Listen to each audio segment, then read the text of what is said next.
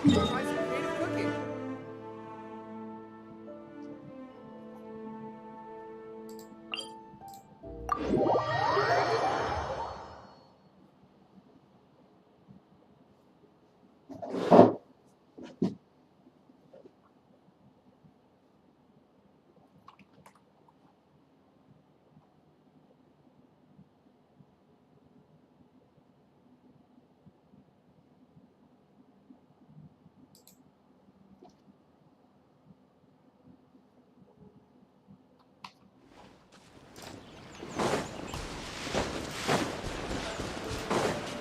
Hello everyone, I'm back again.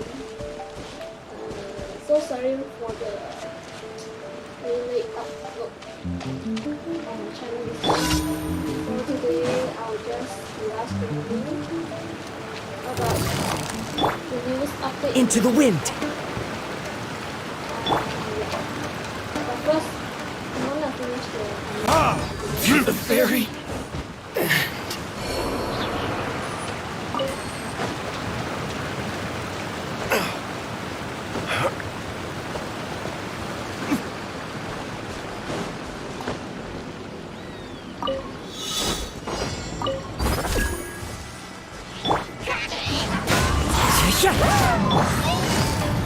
Quietly now.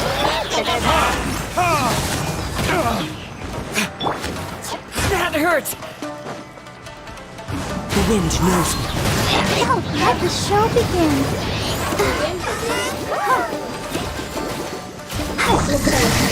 Gotcha.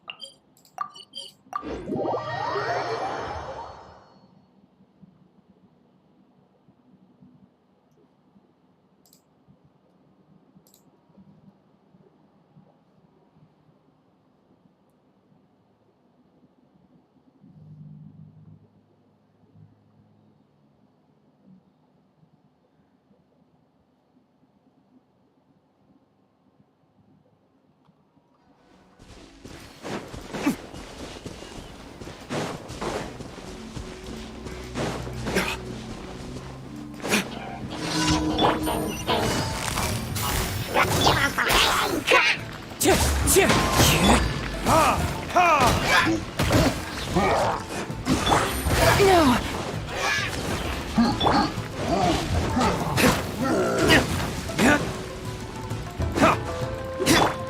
Wind strider! Let's dance.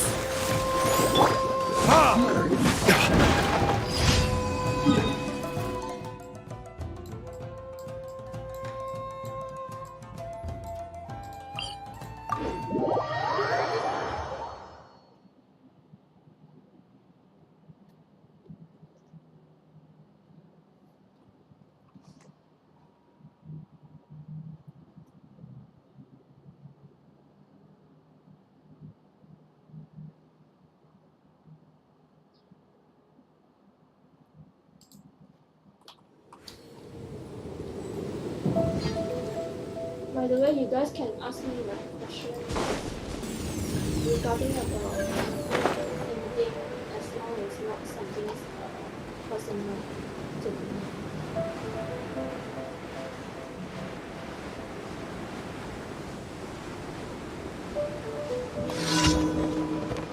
Let's quickly finish the connection so we can start our journey to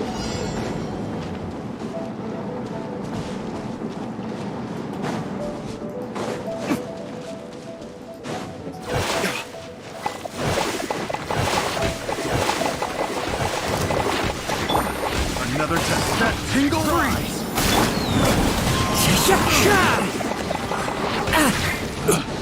Picked the wrong test subject. Let the show begin.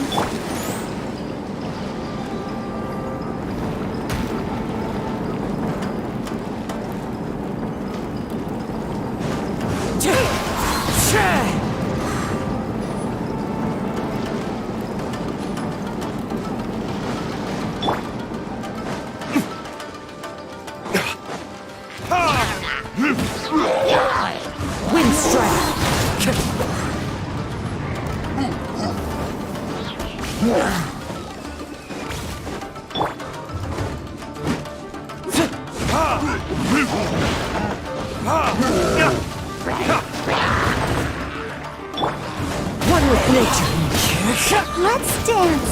Okay.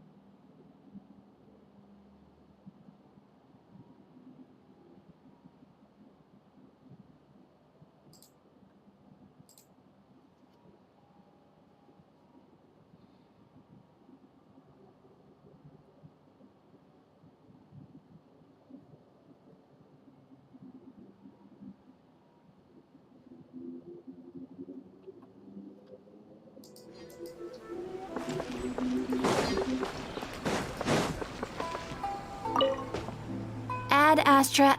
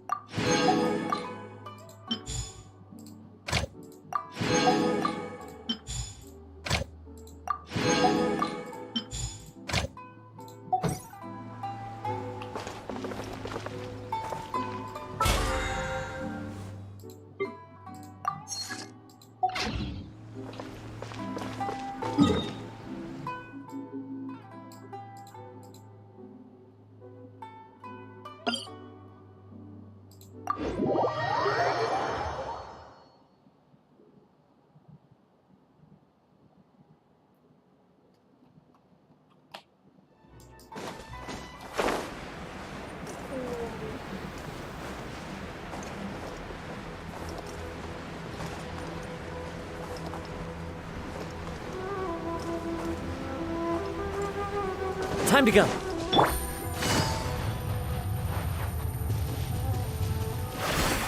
Take it easy. What a lucky day. Quietly now. Busted. The fairy.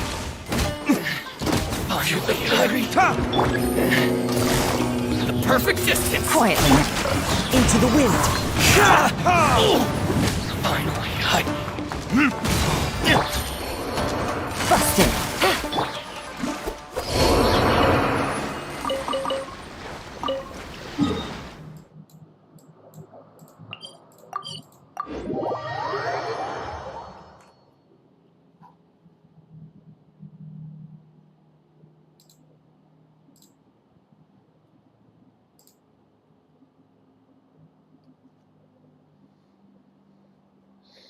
So now we have done all our commissions. I mean not we, it's me.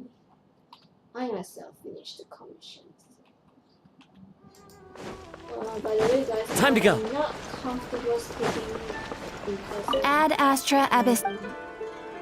I'm quite Thank you for introvert completing person. today's commissions. Okay, now. Okay. Okay.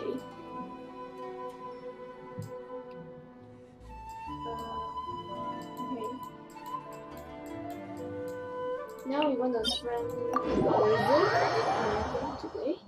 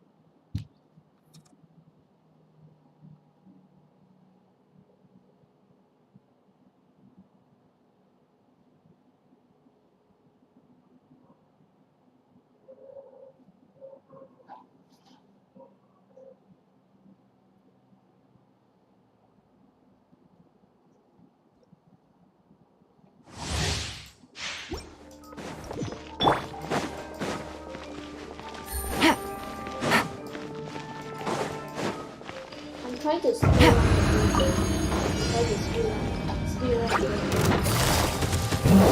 Gotcha. Quietly now.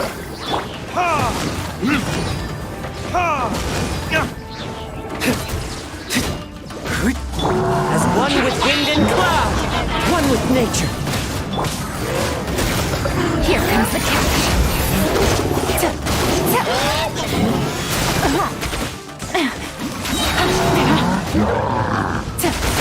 Let the show begin.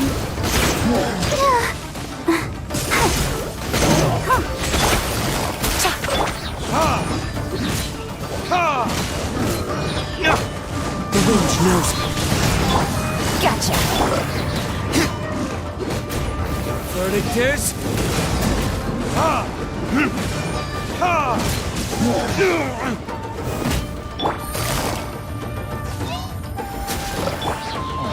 Wind strike.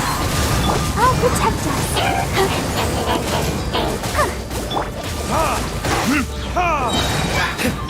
Busted.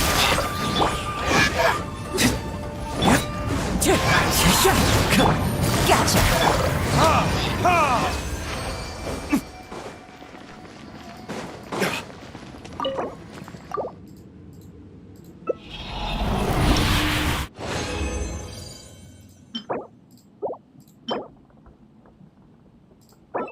This is good.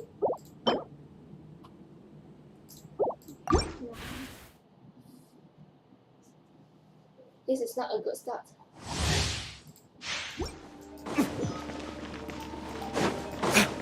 Does anyone here in chat play Genshin?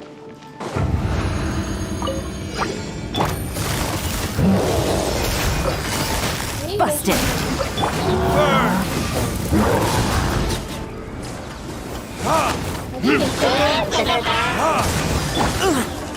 Fallen leaves, adorn my night. Wind strike.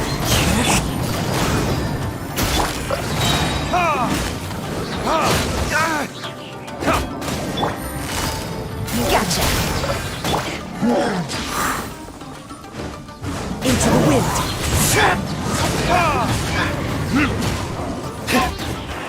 Let the show begin.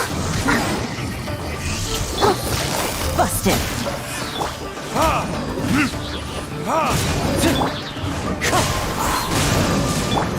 Gotcha.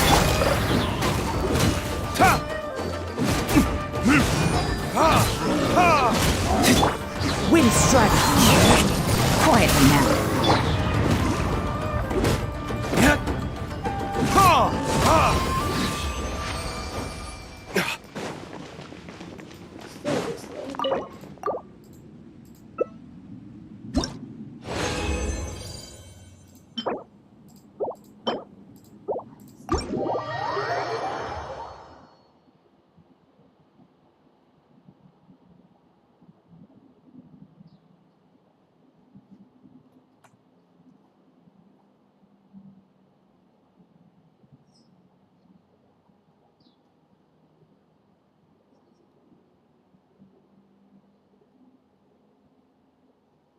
Hello, hello. We're just gonna quickly farming the yeah.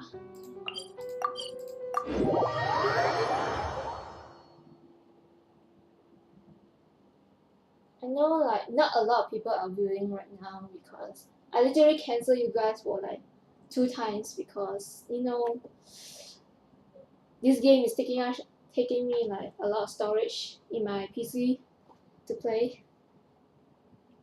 I feel like this is everybody's like reaction when they play Genshin Impact. Like, oh, Mihayo, please reduce the Genshin Impact storage or something. Like, I think that's what everyone likes to. That's what everyone wants, right? Reduce storage to play. I mean, it's such a. You have to delete everything like for some people just to play the game. And downloading is like very slow because a lot of people are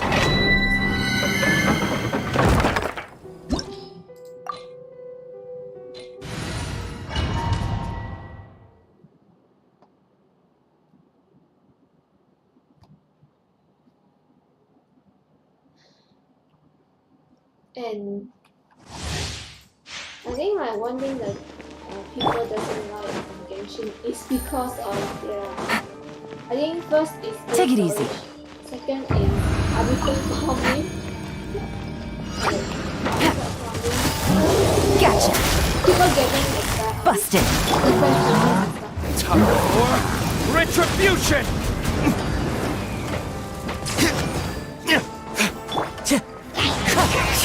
As one with wind and cloud! Quietly now. Game's up. Fun's over.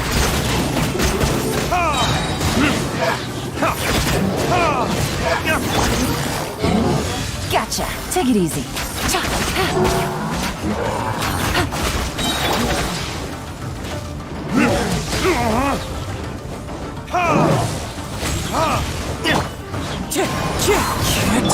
Busted. Quietly now.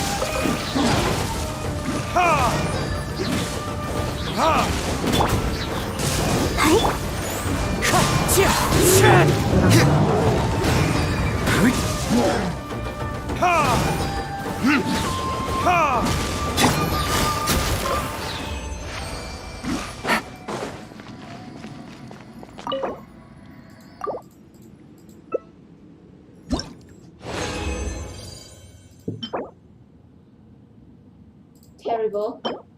Also terrible. We have 4 more condensed resin, so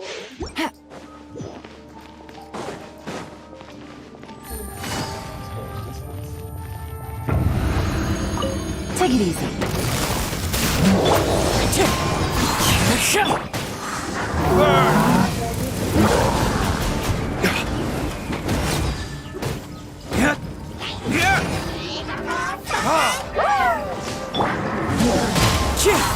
Fallen leaves, adorn my night! Things are about to get dicey. Gotcha. Busted.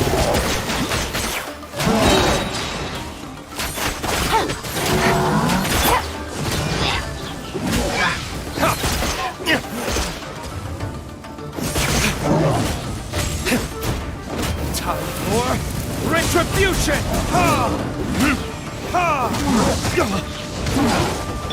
Quietly now. Gotcha.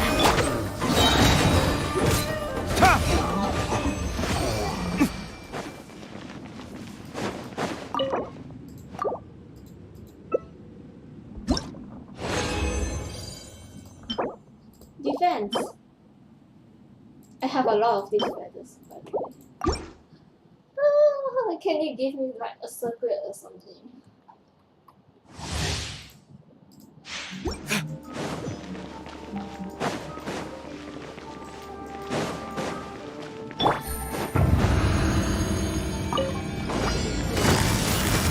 Busted. Gotcha. Predators!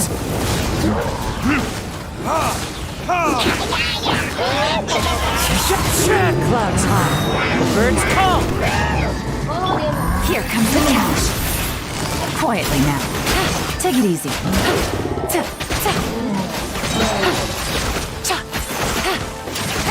Busted. I'll protect us.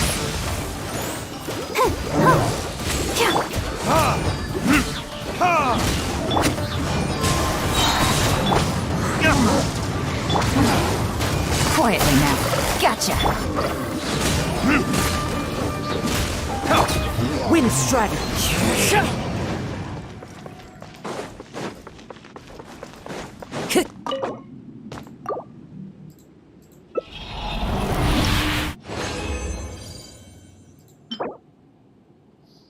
okay. This is a good flower. This is so good to the point, but this is the wrong means that it could have given me EM anything, but why healing bonus? This is so cursed.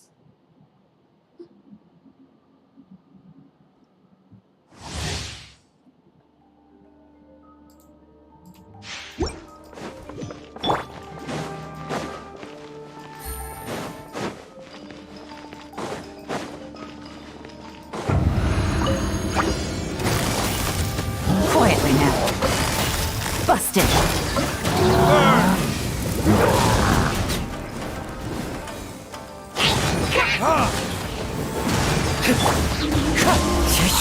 Fallen leaves adorn my...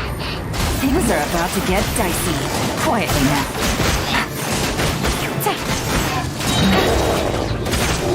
Gotcha. Really? Quietly now.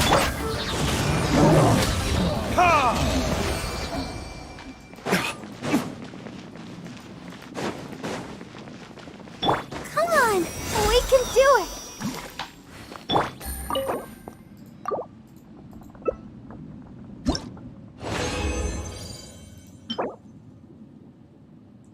Double defense, man.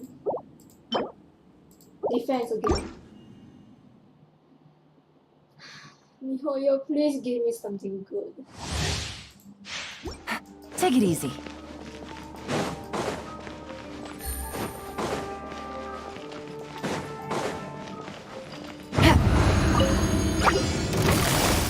Gotcha.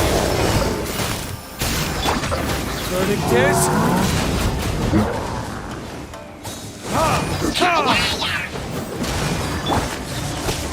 One with nature, as one with wind and cloud. Here comes the catch. Quietly now. Take it easy.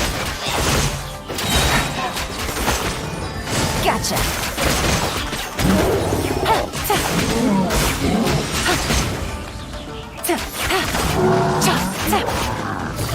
Busted. Wind strike.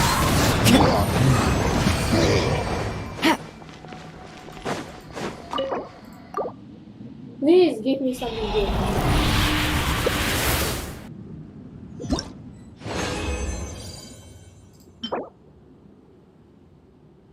This is so cursed at the same time.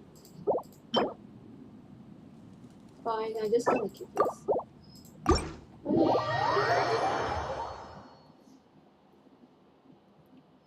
We're gonna go to the strong box and hopefully we'll get good artifacts.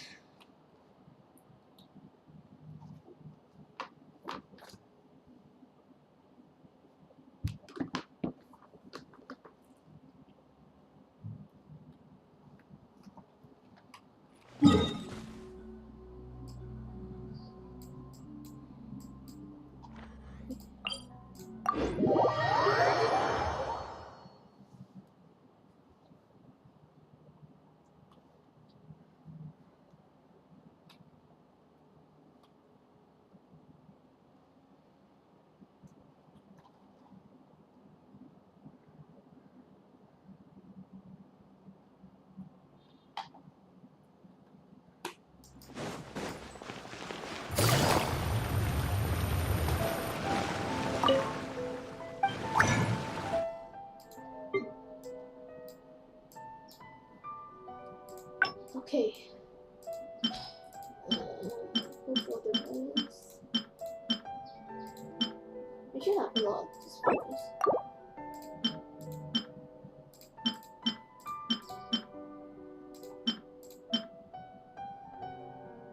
Okay, I just want to keep this. These are double defense. Okay, I will look.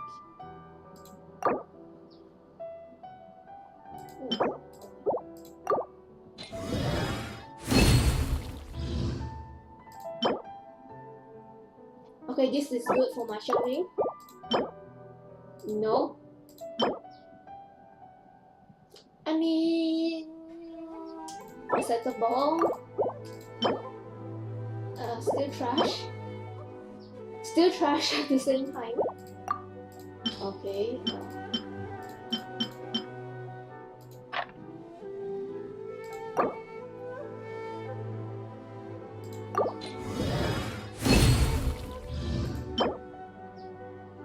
Still trash. Okay.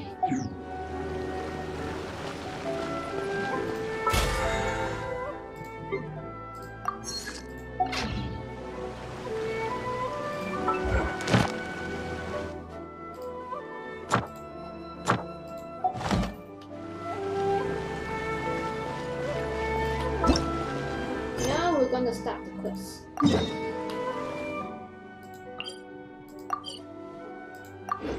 Let's go to Fontaine.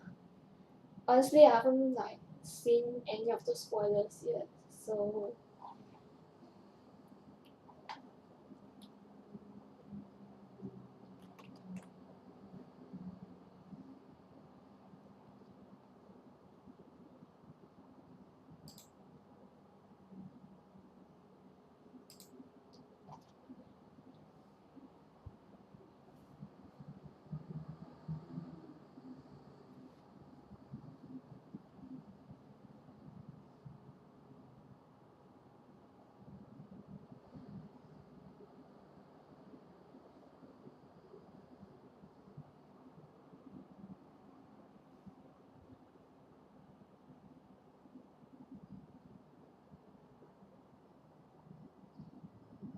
the fact that the game is still lagging is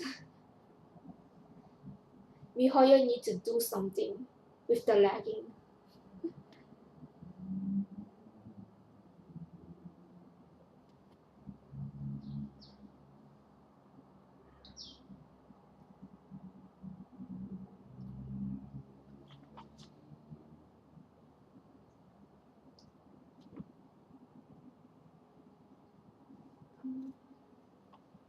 Okay, let's go.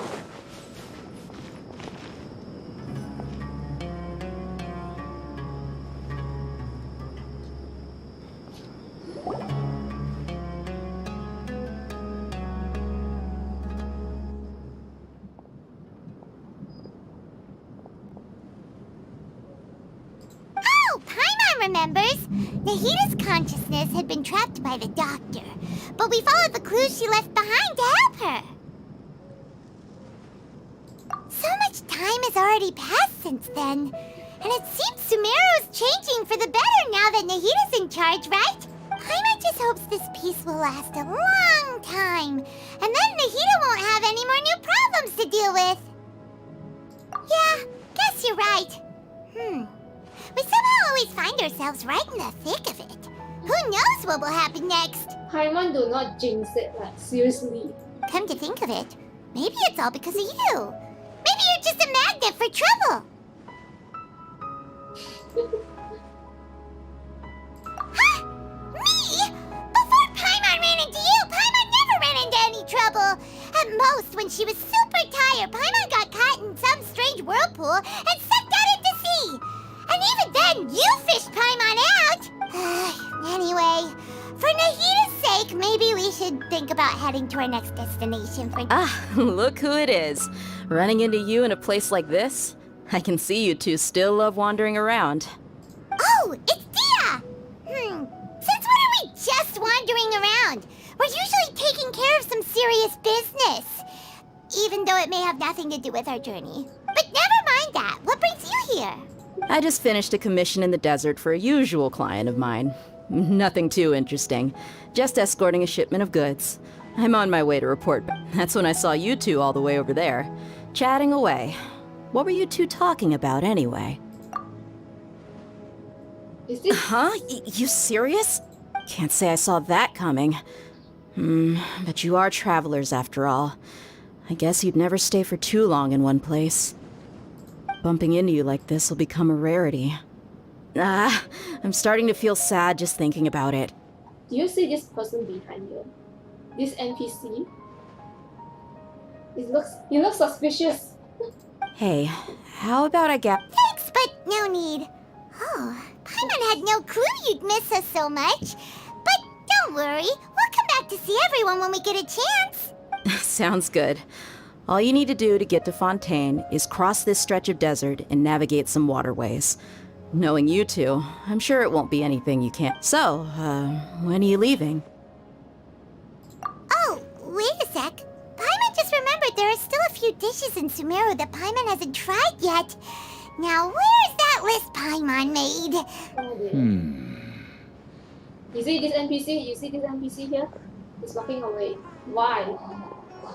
Does he have something important? Is he important? I This see. NPC. Guess you won't be needing a going away party or anything. It's sad enough to see you go like this. Though, now that I think about it, Sumeru wouldn't be what it is today without you. Seems true heroes always prefer leaving quietly. By the way, should we go say bye to Nahida? Oh, good point. Then there's no need to bother her in the real world. Then, I guess this is goodbye for now, Traveler in Paimon. Whether as a client or a friend, you're always welcome to come find me. Take care. Goodbye, Dia. Bye-bye, Sumeru.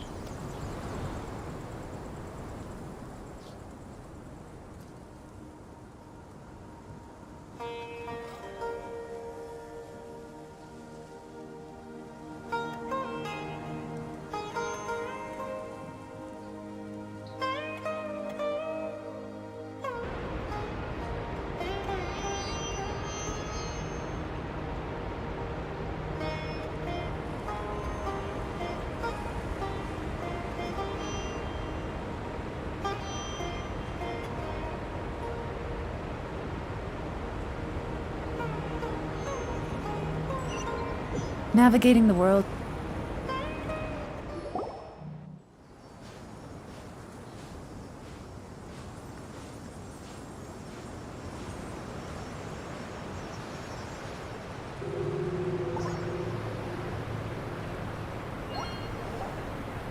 And here we are. Fontaine!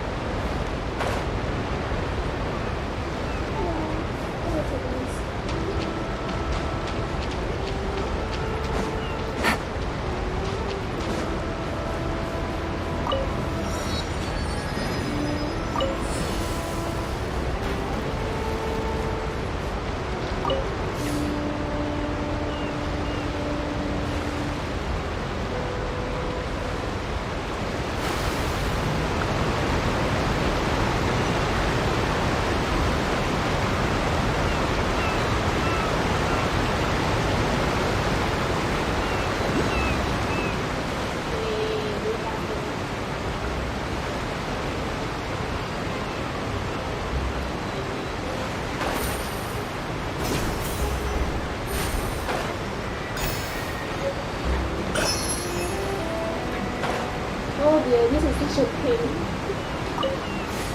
Another pain. I got this.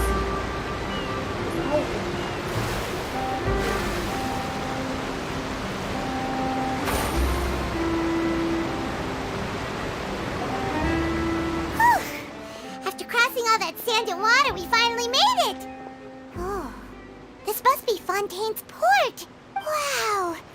Everything looks so advanced in Fontaine! Paimon's heard that the industry here is extremely developed, and there are all kinds of unusual machines! Okay. Just seeing the sights as a tourist is nice, but maybe it would be better if we found something to do! What do you think? Good idea! Nahida gave us loads of useful information. I mean, Nahida is the only Archon who give us any like useful information, unlike the other three. I'm not gonna bitch about it. Seeking out the Seven is probably still our best source for information at this point. The more we can learn, the better. So, what do you think the Hydro Archon's like? Will we get along? Nahida said that she has a very unique personality. Whatever that means. We will find out soon enough. To learn about a nation's god, start with the nation's people. There seems to be some locals talking over there. Let's go see if we can join the party.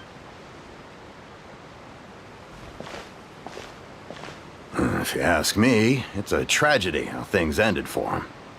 Clearly, he was a pretty decent person. Yeah, I didn't expect that kind of ending for him. I thought he would at least fight on a little longer for his family. I was expecting a sudden plot twist, but it's a pity that it never happened. Still, his story is quite the tearjerker. Excuse me. Can I help you two? I couldn't help but notice you standing here listening. Hi. We're travelers new to Fontaine, and we had something we wanted to ask, but you seem to be really busy talking about some kind of play, so we didn't want to interrupt. Play? Oh, no. We're talking about something that really happened. In fact, it's a case that was just heard a few days ago. Really? Like, a real trial? But the way you were talking about it and the words you used just now made it sound like some kind of story. Well, good tales are often based on true stories, aren't they? And what you see in reality may also be someone deliberately putting on an act while harboring ulterior motive. Whether something is true or not simply isn't that important. The main thing is whether the story being acted out on the stage is splendid enough.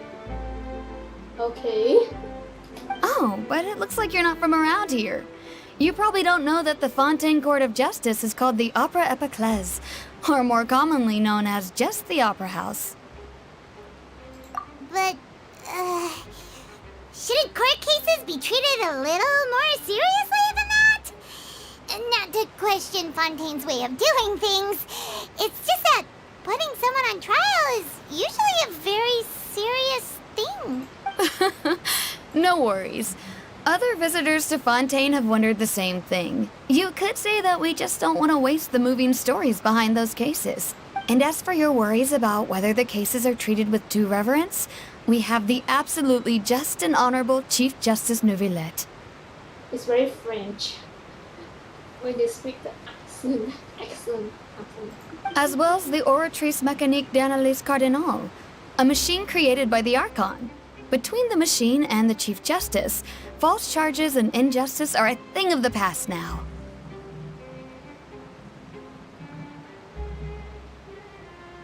Oratrice? Is it some kind of machine, too? Oh, Paimon's curious. We should check it out if we get the chance. Wait, Paimon almost forgot to ask you our question. Do you know what we should do if we want to meet the Hydro Archon? Oh, that's easy. Just go to the Opera House. Lady Farina practically lives there. You could definitely say it's her biggest passion. Huh? She lives there? That's very interesting. Huh. I think what they mean is that they wish to speak with the Archon personally. Oh. In that case, I'm afraid it's going to be a tad more difficult. You'll have to make an appointment well in advance, and it'll depend on whether or not she has any time slots available. Ah. Huh. Is the Hydro Archon super busy taking care of official stuff? Wait, didn't you say that she's always at the Opera House? No. Lady Farina seldom takes an interest with the nation's affairs. The reason it's difficult to make an appointment is simply because she's incredibly popular. Okay, we have a celebrity. Like a god. That's right. After all, she is the Archon. Though she may tend to get a little dramatic from time to time, people can't get enough of her. Huh. First time Paimon's ever heard of an Archon being described that way before. This Archon likes to have drama. That's what the NPC just said. Wait! Paimon gets now! The Hydro Archon is kinda like a big celebrity here, right? I just say a celebrity. Yeah, I suppose you could say that. Perhaps you could even say our mascot. The Iron Man. Hang on. This is still Fontaine's Archon you're talking about. You should show some more respect. Yes, you're right. I guess I should at least try to be a little more respectful in front of visitors. Otherwise, I might get arrested and find myself face to face with Monsieur Neuvillette.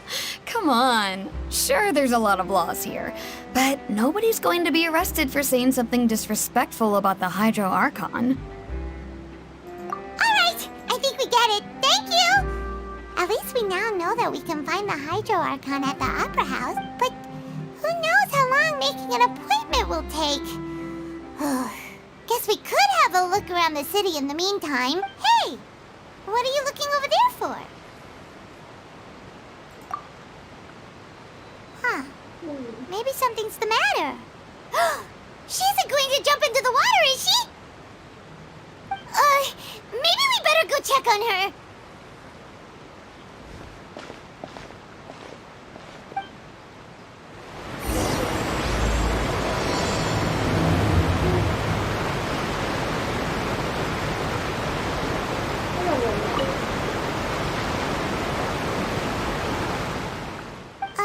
Hello there.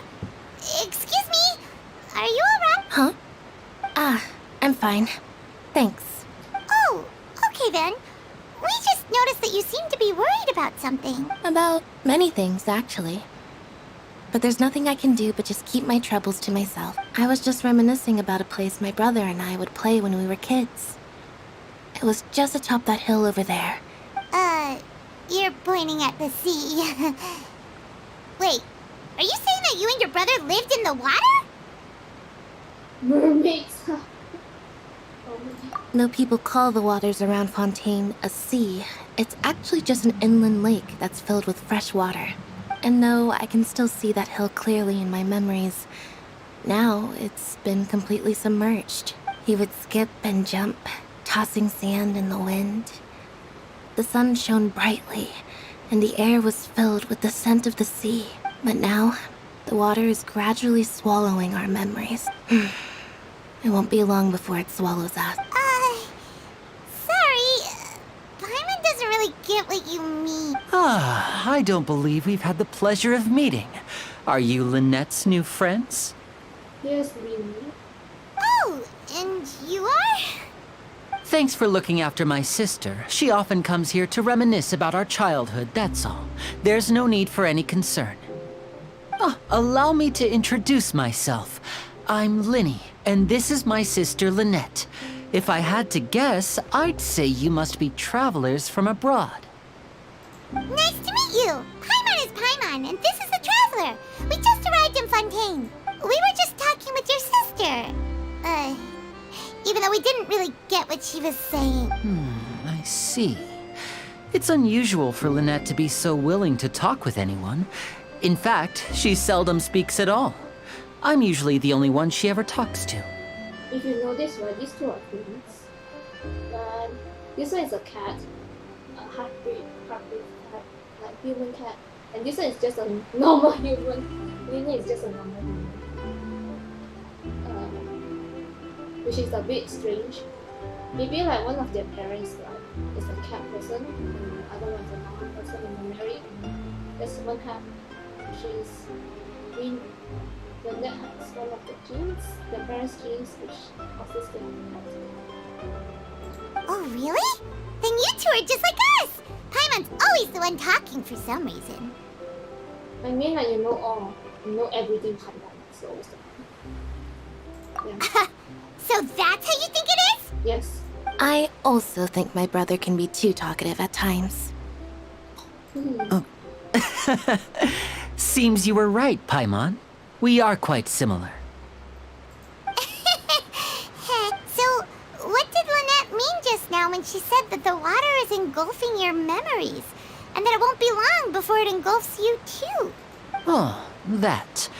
It's from a prophecy that's been circulating in Fontaine for some time now. Well, I suppose prophecy isn't exactly the right word, because that implies a certain amount of uncertainty. There's no doubt about what's happening in Fontaine now. Where to begin?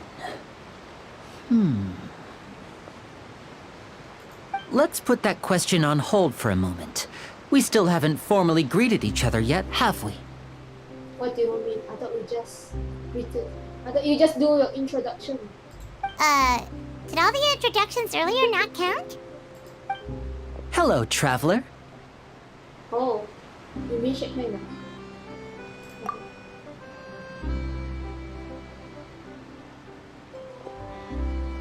And hello, Paimon. Hey! Why didn't Paimon get a handshake? You're not poking fun at Paimon, are you? Please, don't take offense. Just consider it a sort of etiquette we have here in Fontaine when making new friends. You should remember it. It might prove useful. Oh, all right then.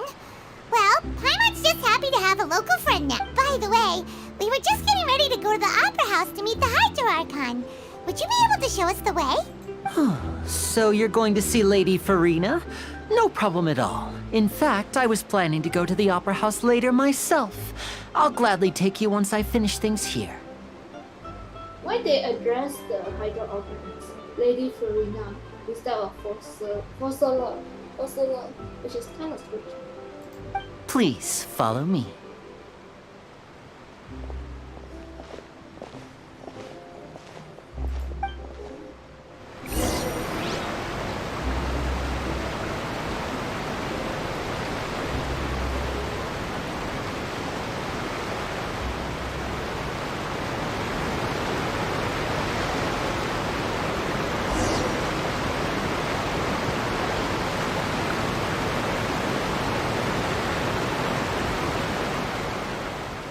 You said you were going to see Lady Farina? Well, it seems Lady Farina has come to see you. Oh.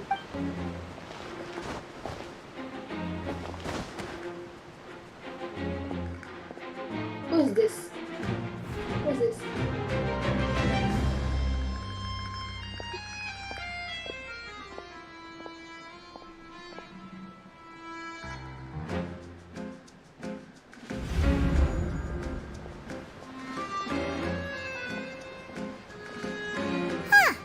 So, she's the Hydro Archon?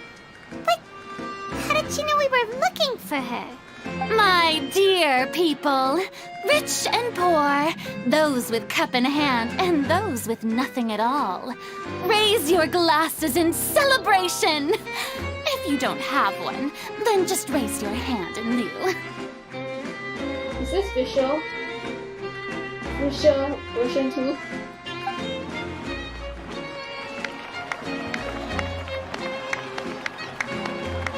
As you can all see, two unfamiliar travelers have arrived in our nation. Come, let us make a toast in honor of this traveler and her companion who have journeyed here from distant lands.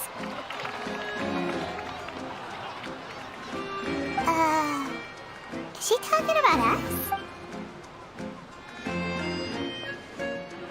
I've long heard of the turmoil and chaos you've left in your wake as you visited other nations, but I welcome you nevertheless. No, I have come to receive you personally. Okay, thank you. Fear is for insignificant cowards. I am a god, and I will never entertain the notion of such meaningless wariness. You can be rest assured, I see clearly your sincerity. I feel like this Archon is a bit of a sassy and also a bit of a mean girl type of person. I can sense it for some reason. Of course, seeking an audience with me is the most sensible thing to do. It will allow you to truly behold my power and witness my authority. Intelligent people always gather under the She's correct a very arrogant banner. person. She sounds like a very arrogant person. She sounds like a brat. I, Focalor, hereby welcome you to the nation of Hydro and acknowledge the value and significance of your trip. Now, you may rejoice in this. Yeah, finding an Archon is Yeah, Paimon still can't believe it. Feels like we've only been here for a few minutes. But the Hydro Archon's entrance was, how should Paimon describe it? a little over the top? Miss Hydro Archon? How did you know we were coming? I see. As Outlanders, you inevitably lack even some of the most basic understanding. Don't forget that even the gods can be divided into the mediocre and the excellent. I suppose it's only natural for you to be awestruck by my abilities. Okay, thank you. You had best stop and consider. Do you really have the noble qualities and etiquette necessary to communicate with a god? All it takes is a flick of my finger for me to know everything about you. Lady, listen. What is it? We literally challenge the writing children to do so. This is nothing.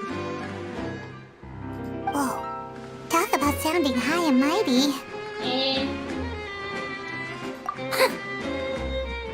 Did you just flick? Did she just flick like this? Oh? What's with these looks? Perhaps the welcoming ceremony still isn't enough? What else should I say then? Is she waiting for us to start talking? No. Wow, I didn't expect to see Lady Farina here. What a surprise! What Wait, is supposed to do? does this mean they're the legendary blonde traveler? How did I not notice before? Hey, what's all the commotion? Oh, is that Lady Farina? Is there some kind of drama going on? Drama, you say? Of course. That's the blonde traveler. The one all those stories are about. Lady Farina came here to personally see her. Oh, I bet this is going to be the duel of the century. Ooh, I've got to see this. I knew Lady Farina would never disappoint. Yes, but don't get too excited now. My dear believers and spectators alike tend to get quite rowdy, and despite the noise, I've come to tolerate all their ruckus. Guys, how old is this god is? How old is Farina? Like 1,000? I mean, she can't be like... She is more than 500, I think. But she cannot be over 2,000. Because Wendy is 2,600. So she can't be that old. Like, I think she could be 1,000 years old or something like that. You may consider this my reward to all of you. I have determined that there will be an epic duel between myself and this traveler from another land, just as you were hoping to see. Okay. Now she wants to fight? Aren't we getting a little ahead of ourselves? Fighting gods, I got the resume. Okay.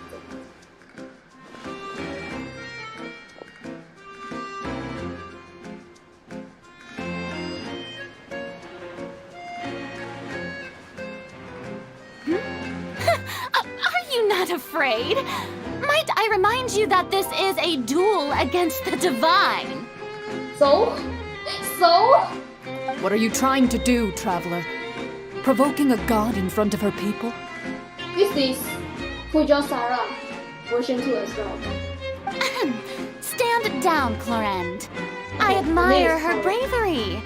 Few have the courage to draw their sword against a god. She is obviously a true warrior. Unfortunately, people nowadays only crave to be thrilled, and a mere duel will not slake their thirst for excitement. Huh. Yeah, she's right. Just a duel wouldn't be all that interesting. On Araneus, criminals are always requesting duels to defend their honor. They're getting a bit old, to tell the truth. You see. Then, as the god of justice, I shall face this traveler in another kind of duel. A duel in court! Oh, all right! Now that'll be worth seeing! Right. This is Fontaine, after all. Such a grand opera house, it would be a pity not to use it. Why do you care so much about the crowd's reactions? Seems you've spent a little too much time in the opera house. I like their faces, man. besides, how exactly do you plan to have a duel in court? You mean you're going to put us on trial? Oh, we have reason to put you on trial. It's obvious, isn't it? According to Fontaine law, no one is permitted to release any flying objects within Fontaine city limits during the first 3 days of each month. You are clearly guilty of violating this law, no? What kind of law is that? Oh, so that's what they've done wrong. That's our Lady Farina. No one knows the laws of Fontaine like she does. Maybe because she is the law. I'm sorry. You call that obvious? What kind of law is that? Wait, flying object? You mean Paimon? Oh dear, she is offended. Precisely! Now, if you two have no objections, then in the name of the Hydro Archon, I order your arrest. My apologies, Lady Farina. I don't mean to spoil the fun.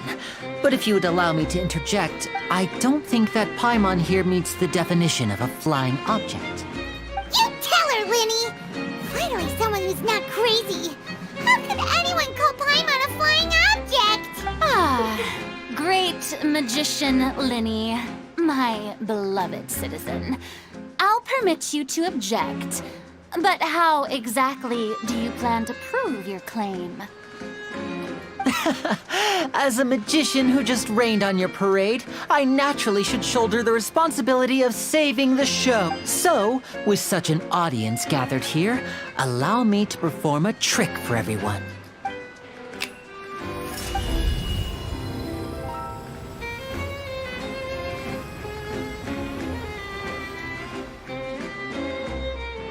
Ta-da! What's that on Paimon's back? Hey, when did you do that?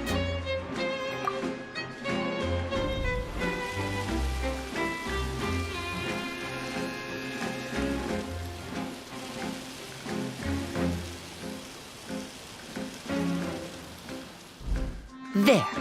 As you can all clearly see, Paimon should be classified as, well, something like a balloon. This rope has been in the traveler's hand all along. It was just that no one could... Huh? You call that magic? You've got to be joking. I thought it was pretty good. Nice one. Huh? I'm not sure what to think. It seems Lady Farina's charges no longer hold water.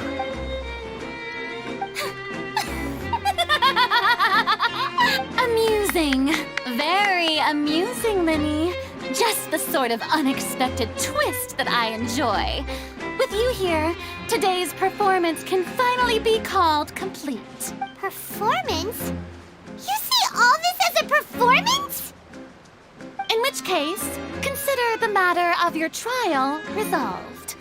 The god of justice will not bring charges against an innocent person. Okay. But when there are valid grounds, I will not only judge travelers from abroad, but even the gods of other lands. Are you sure about that? I look forward to seeing your upcoming performance at the Opera House, Mr. Linny and Miss Lynette. That's enough for now. Toodaloo! She acts like a teenager, man, who hasn't hit puberty or something. Really dramatic.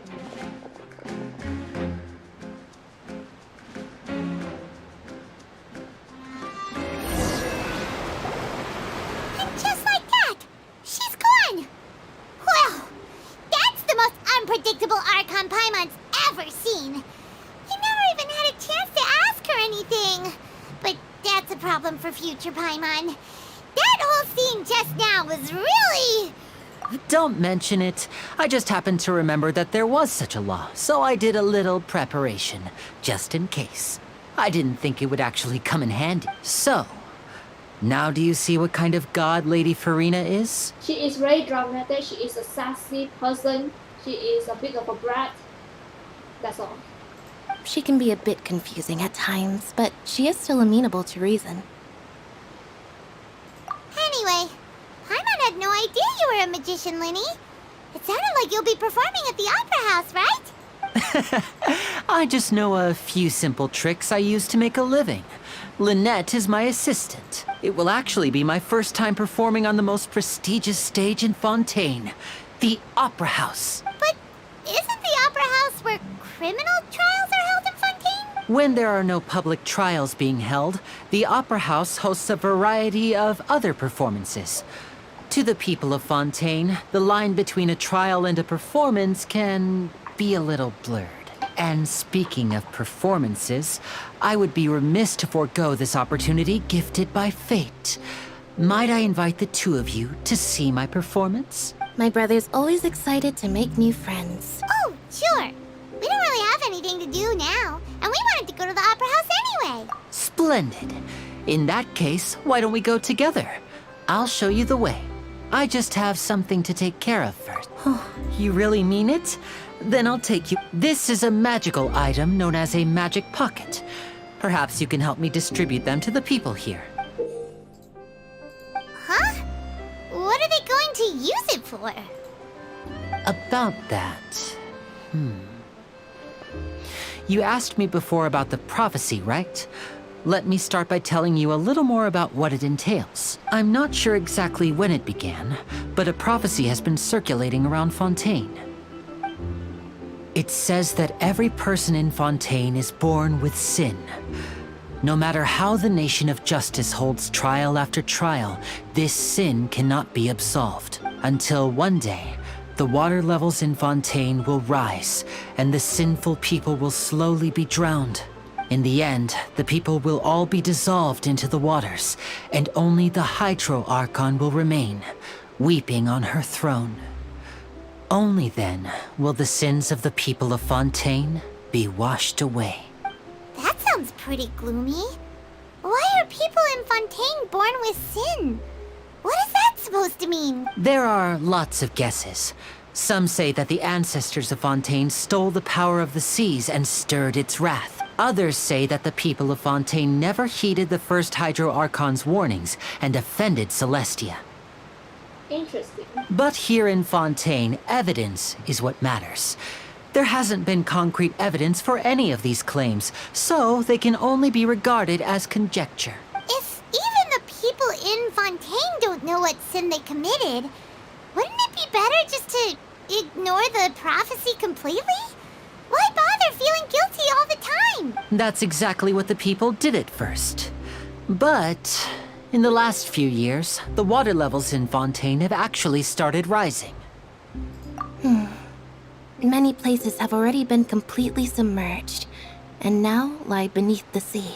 Many people carry on with their lives as before and shrug it off as a natural phenomenon. But my family and I think that the people of Fontaine shouldn't ignore the possibility, which would end up sentencing them to death. We hope that at least the people who reside near the waterfront can move away before it's too late. So, we've started distributing magic pockets to them. As a magical item, these magic pockets have astonishing capacity. I'm sure they will come in handy when... Oh, Paimon gets it! It's like preparing for a rainy day! But...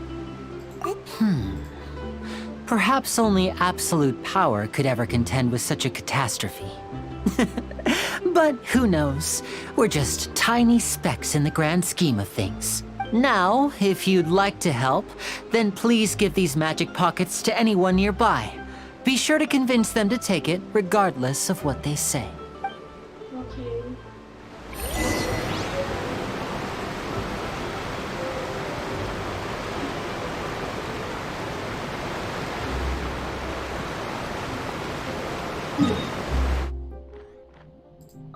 Wait, where's the statue of the sun?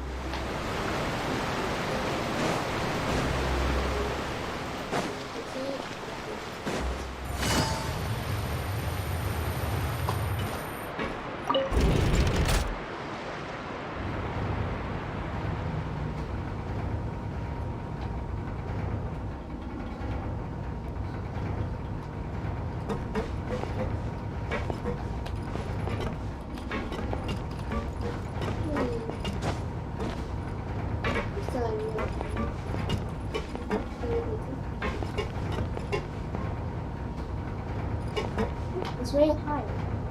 Oh, we got the normal dungeon previously.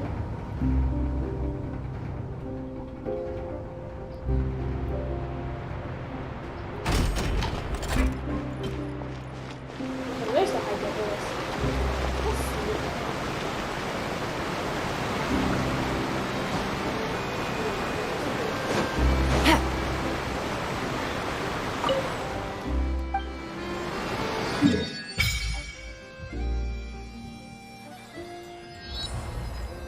Whoa.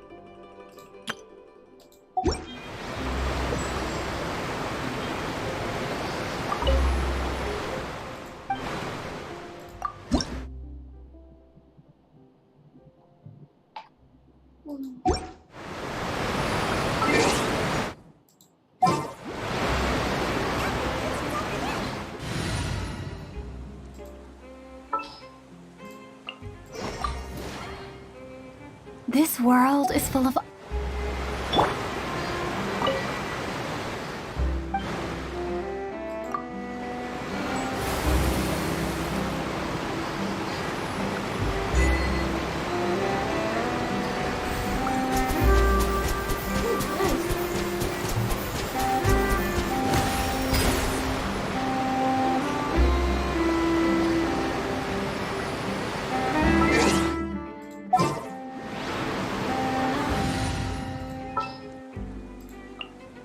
Want me to come along?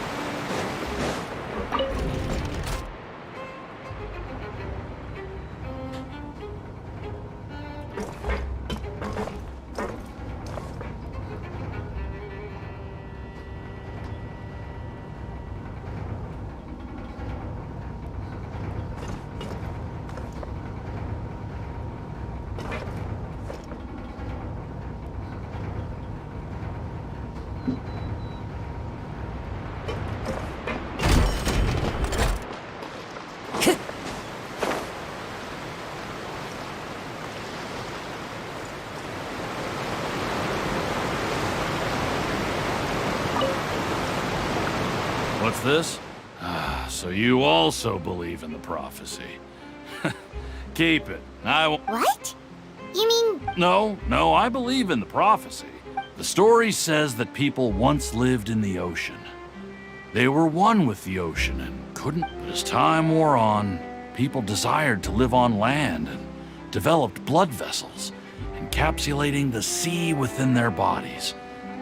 So, if you ask me, when the water rises and takes us all, it'll be like we're going home. Oh, we hadn't heard that one before. But people can't live underwater. They'll die. All right, I'll take it. I guess I just feel that being dissolved into the water doesn't necessarily mean death.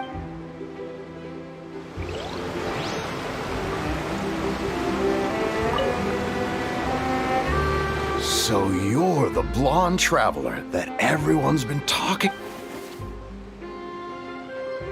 Oh. A magic pocket? Seems you really thought. Thanks. Please, also.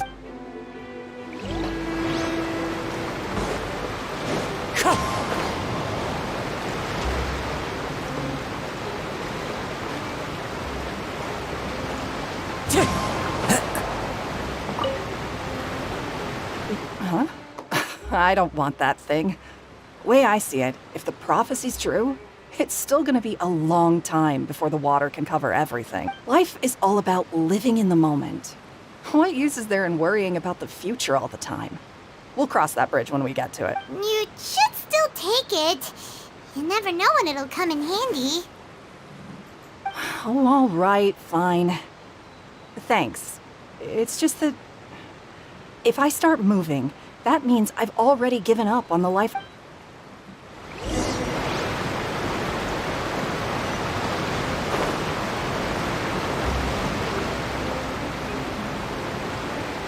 Oh? You already handed out all of the magic pockets? That was fast. So, what did people have to say? Yes, but that will change once disaster strikes. I know they'll change their minds, so it's only right. Is there anything else you need to do before we leave? Yes, one last thing. I have the magic pockets made by a workshop in the court of Fontaine. Since we're out and about, I was thinking about bringing him some more materials. So, you want to collect materials? Just tell us what the materials look like and we'll help. Oh, that would be much appreciated. We'll need some Romaritime flowers. I remember seeing them near the waterfront on the east side of the harbor.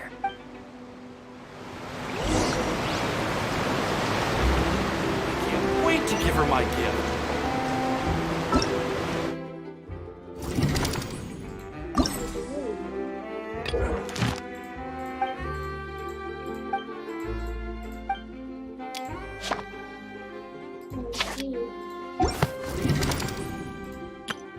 Let the magic begin!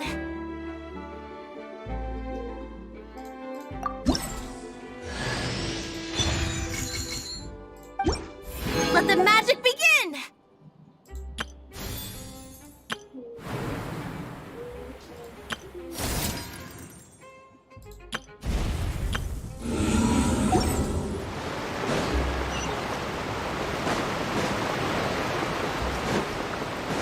Time to go. It seems we have to use Hydro to collect Romaritime flowers.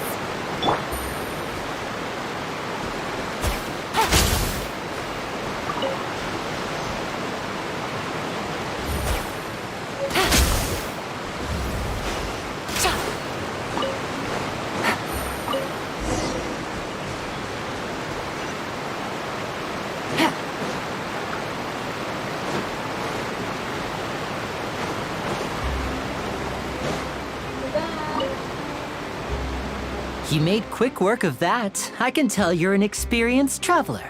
Maybe next time you'll feel like helping too, Lynette. No way. I'm in power-saving mode today. Otherwise, I fear I may not have any energy left for the performance at the Opera House. Fine. Though the performance is still a long way off. Now that we're finished here, we should get ready to head back to the Court of Fontaine. So, we're going to the Court of Fontaine before we head to the Opera House? Good. Paimon wants a tour of Fontaine's largest city and try...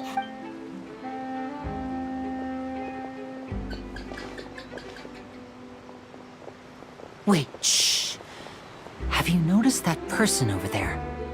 The young girl. Huh? What's wrong with her? Paimon didn't notice anything.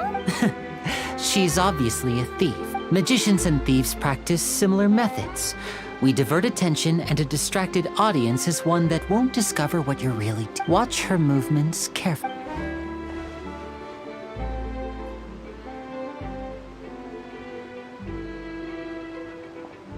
Oh, he's right! Shh! Keep your voice down. We need to think of a way to catch her, but it seems she's very alert. Perhaps we should split up. You two can ride the lift over there and wait up top. I bet that'll be her escape route if she tries to run. All right, let... Take it easy.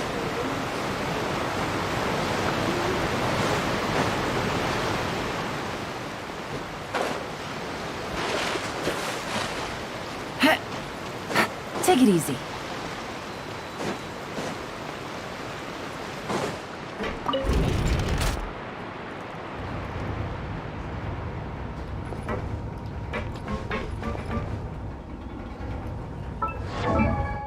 I think I have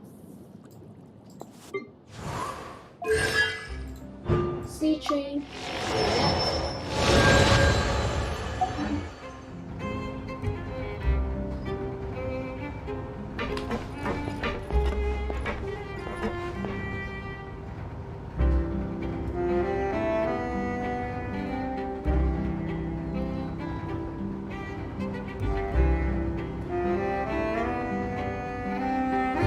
This is taking very long.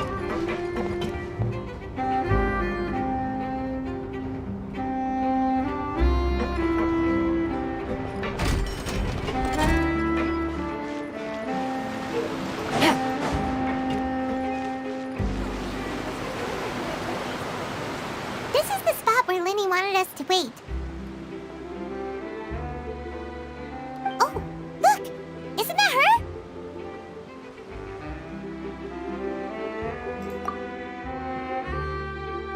Oh no! Did she notice us? She started running the other direction! What should we do? Should we chase her? You're right. She might also be trying to lure us. Nothing's happened for a while now. Paimon wonders if Linny caught the thief. Yeah, let's go.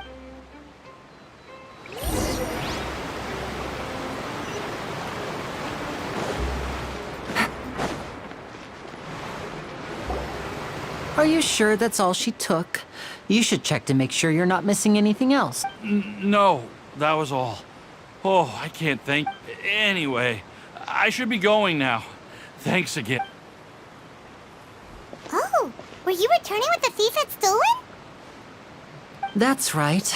Pity I wasn't able to catch her. She distracted me by dropping the thing she stole on the ground. By the time I looked back, I saw the general direction she went, but Lenny twisted his ankle, and I needed to make sure he was okay. Oh, did you get hurt, Linny? I'll be all right. It's just a twisted ankle, that's all. In fact, it's feeling better already. If you want to play at being a hero, at least try not to get hurt doing it. Imagine what would happen if you managed to derail our performance as a result. You're right. Sorry, Lynette. I have to admit that the thief was even more skilled than I had anticipated. But at least we were able to get the stolen items back, so it wasn't a complete failure. What a slippery little thief. Guess things turned out all right in the end, though. Linny's initiative picked. All right, let's put this little detour behind us. We should go to the Court of Fontaine.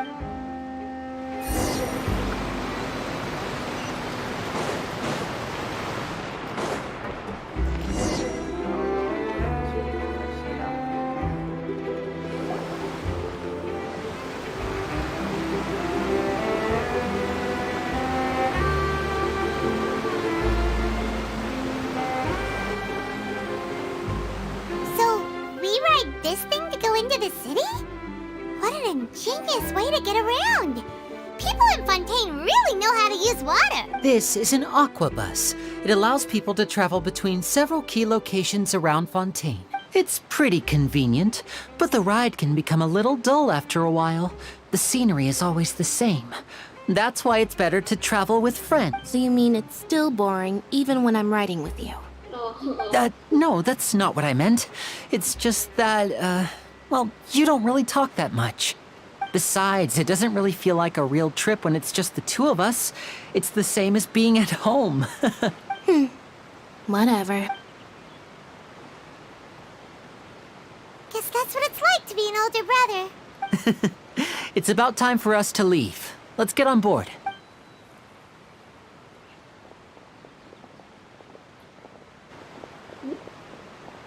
Wait.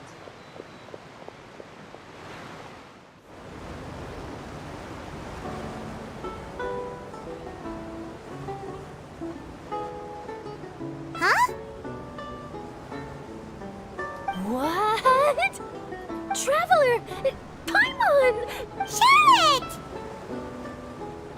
I never guessed I'd bump into you all riding the Aquabus. In the story of my life, this is big news. What are you doing in Fontaine? I didn't hear anything about you paying us a visit. Yeah, it's quite the coincidence. But as travelers, we're always on the move. It's not surprising that nobody knew we were coming. Though we still have no idea how the Hydro Archon knew about us. Oh, let Paimon introduce you to our new friend! Oh, no need for introductions, Paimon. I would recognize the great magician Linny and his assistant Lynette anywhere. I wouldn't be much of a reporter if I didn't know who they were. It's a pleasure to meet you. I'm Charlotte, a reporter for the Steambird. Nice to meet you. From the Steambird, huh? We've often relied on your paper to promote our performance. It's an honor to meet you. Now that everyone knows each other, Fontaine suddenly doesn't feel like such an unfamiliar place. So, what have you been up to lately, Charlotte? Any big news? Not too much. When there isn't any breaking news, I mainly cover the trials at the Opera House. You can still manage to keep readers' attention as long as you tell things from a clever enough angle, even if it's the same old topic. For example, reporting on how a scammer once deceived vulnerable girls into relationships, or how a financial criminal was once so poor that they ate a single piece of bread for 5 days. Ah, you're right. Seems you know me pretty well. What I'm really after is exclusive, sensational news pieces that could shake the country. These smaller stories are a waste of my talent. Oh, I just remembered. I've been following a case lately. Well, a series of cases, actually. You mean the serial disappearances of young women case? That's right. These stories are the talk of the town right now, and it's probably the most mysterious case we've ever seen. If I'm the first with a draft ready to publish when the case is finally cracked, and it's the headline story in the Steambird, oh, when that happens, I bet all the other reporters will shed tears of envy. I've already gathered all kinds of materials. I just can't wait for the truth. So, what is the serial disappearances of young women case? You mean the culprit hasn't been found? That's right. The first missing girl case happened almost 20 years ago. 20 years, that's a long time. And ever since, after a period of time, another girl disappears. What the cases have in common is that the girls are all of a similar age, and that they've all vanished without a But the scariest part is that to this day, none of the girls have ever been found. Many suspects have been arrested over the years in connection with this case, but shortly after each arrest, another disappearance would always happen. Maybe it's a prophecy. Yes, it's possible. But either way, I believe that every case has some precise truth behind it, waiting. Yes, I agree. And at the very least, the family of those missing girls deserves some sort of explanation. I just imagined for a second what I would do if Lynette were to suddenly disappear. I'd pay any price to get her back, and then find a way to track down the culprit. Please don't imagine that, Linny.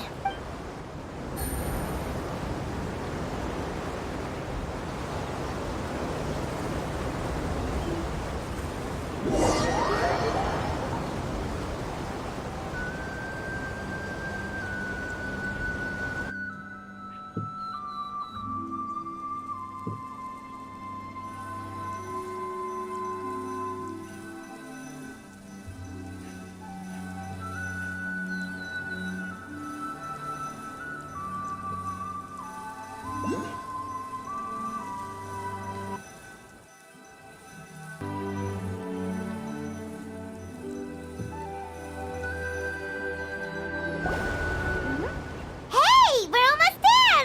Look!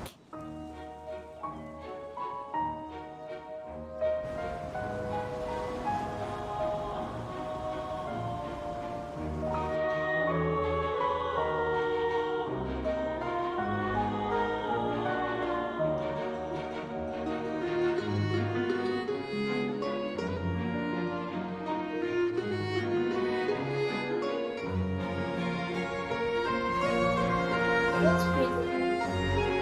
Okay, looks pretty.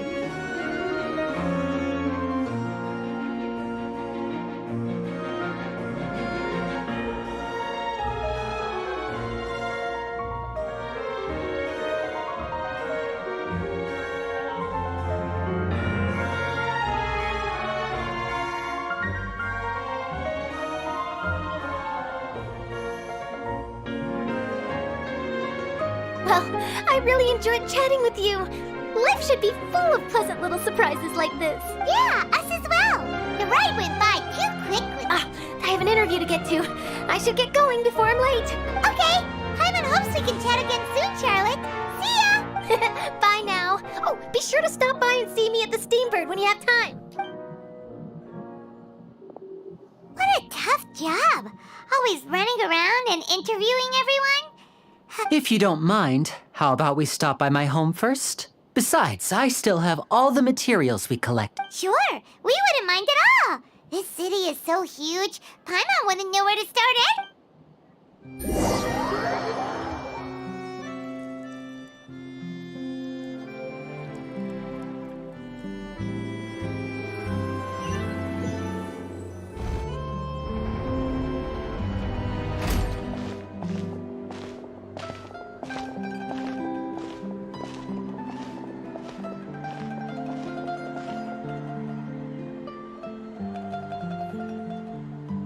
Fontaine looks so pretty.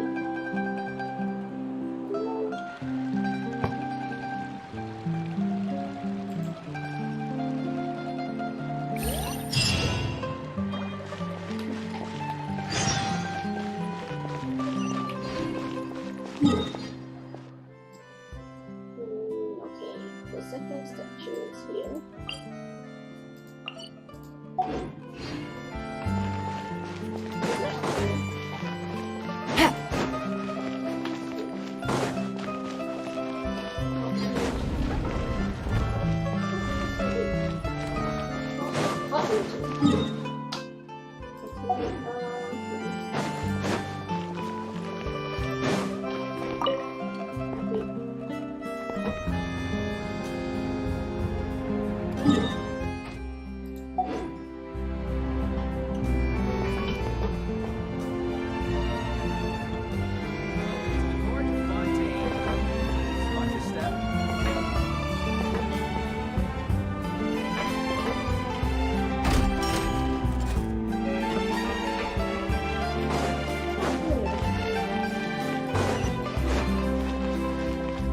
Take it easy.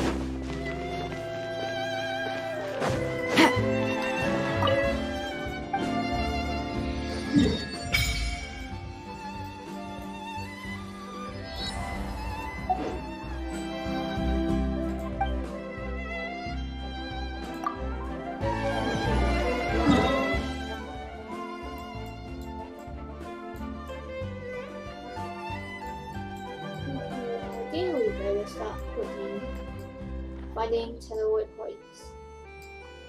First one is here. Take it easy. Hup.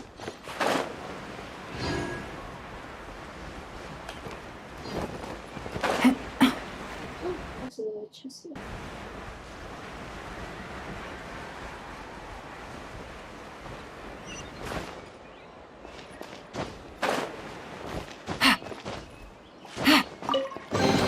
It looks so pretty, right? Easy money.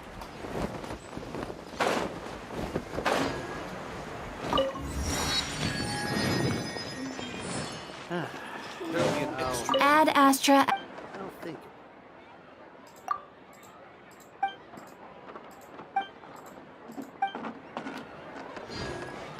Exactly. But none of them believed me. Ooh, that's nice.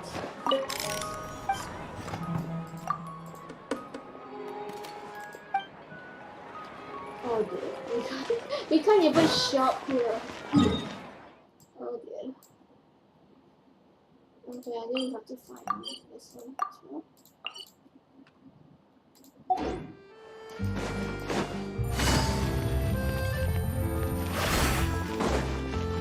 Yeah, what is it?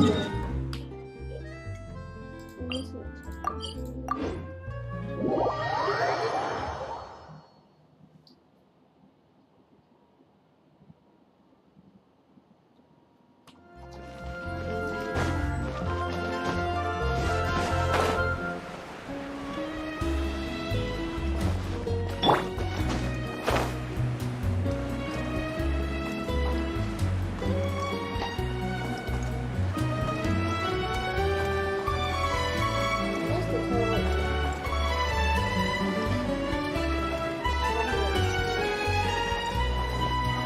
Follow the wind.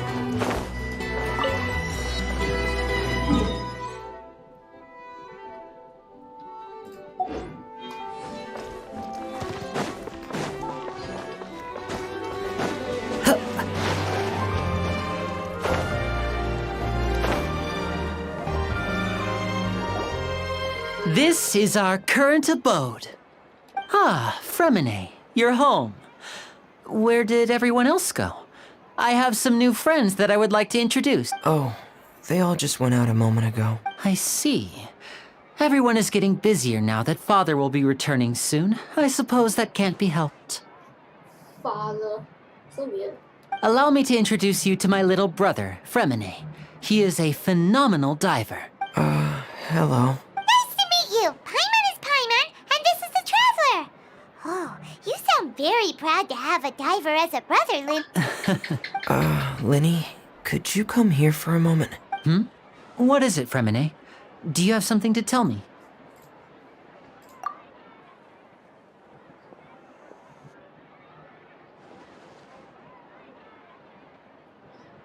What are they talking about?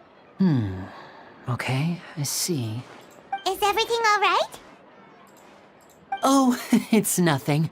We were just discussing a little housework. Oh, before I forget, the Traveler and I collected more materials to make magic pockets. Were you able to get any, Fremine? Yes, I went diving and gathered lots of materials. I was about to give them to you. That's our Fremine, always quick with the underwater work. All right, I'll take these to the workshop. Femini has blonde and blue eyes, which is very different from the twin siblings.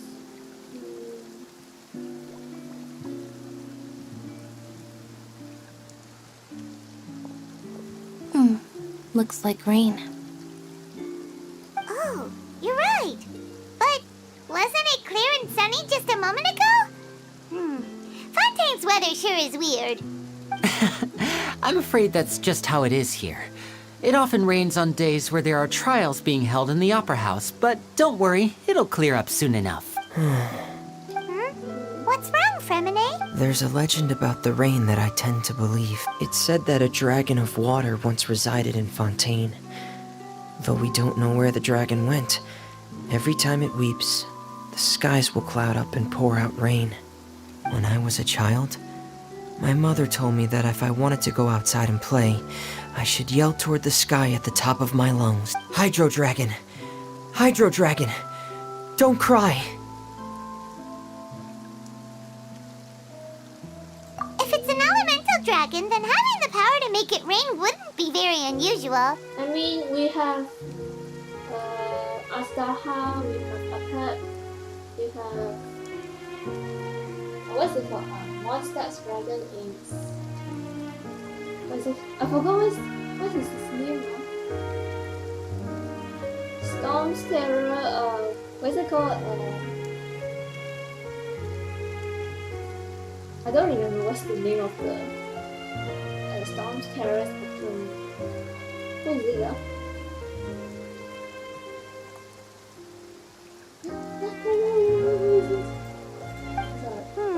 Let Paimon try something. Hydro Dragon! Hydro Dragon! Don't cry!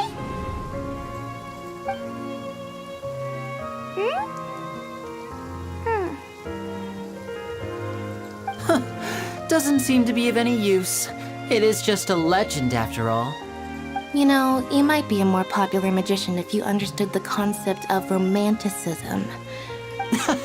Sorry, it might be because we've never met the Hydro Dragon. Perhaps it can't be comforted by the words of strangers.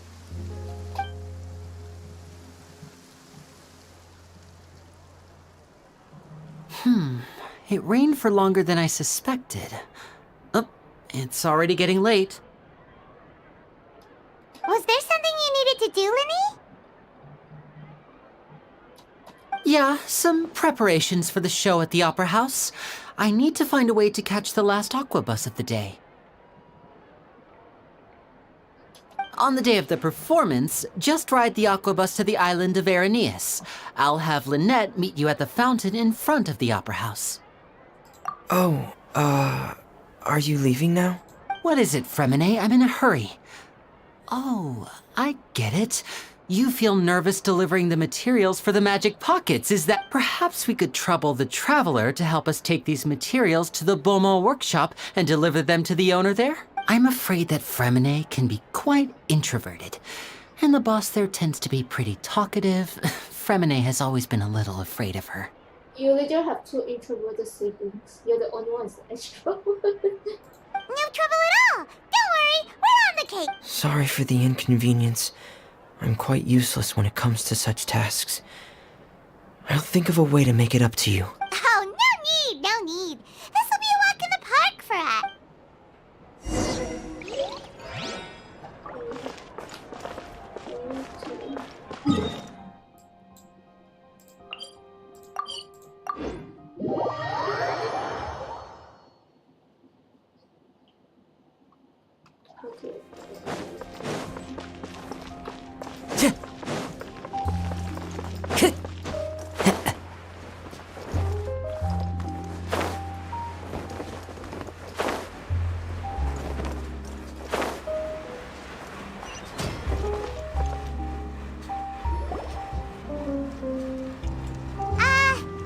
Hello?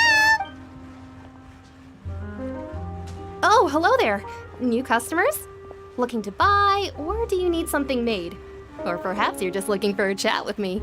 Oh no, we're just here to deliver some materials. Here they are. They're for making... Ah, these must be for magic pockets. I could tell right away. I've already made several orders worth now. No need. They've already prepaid several batches worth. When they told me what they'd be using them for, I even offered that. They insisted on paying the full amount, saying that I had a business to run. It seems both their hearts and their pockets are made of gold. Wow. So, is Lynn... I can't say for sure, but who knows? Maybe there's good money to be made being a magician in Fontaine. Hey! Is this machine what you use to make stuff here? It looks really advanced. Why use your hands when a machine can do the work? It would be a waste not to use the latest technology. And wasting is a kind of crime. But where does a big machine like that get its power from? Well, it's a little complicated.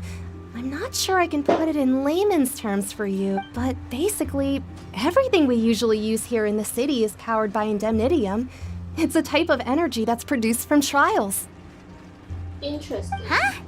How can trials produce energy? Well, I'm not completely sure of all the details myself, but basically, when a trial is in session, the Oratrice Mécanique d'Analyse Cardinale harvests people's belief in justice and converts it into energy to be used all around Fontaine. So that's what its other function is?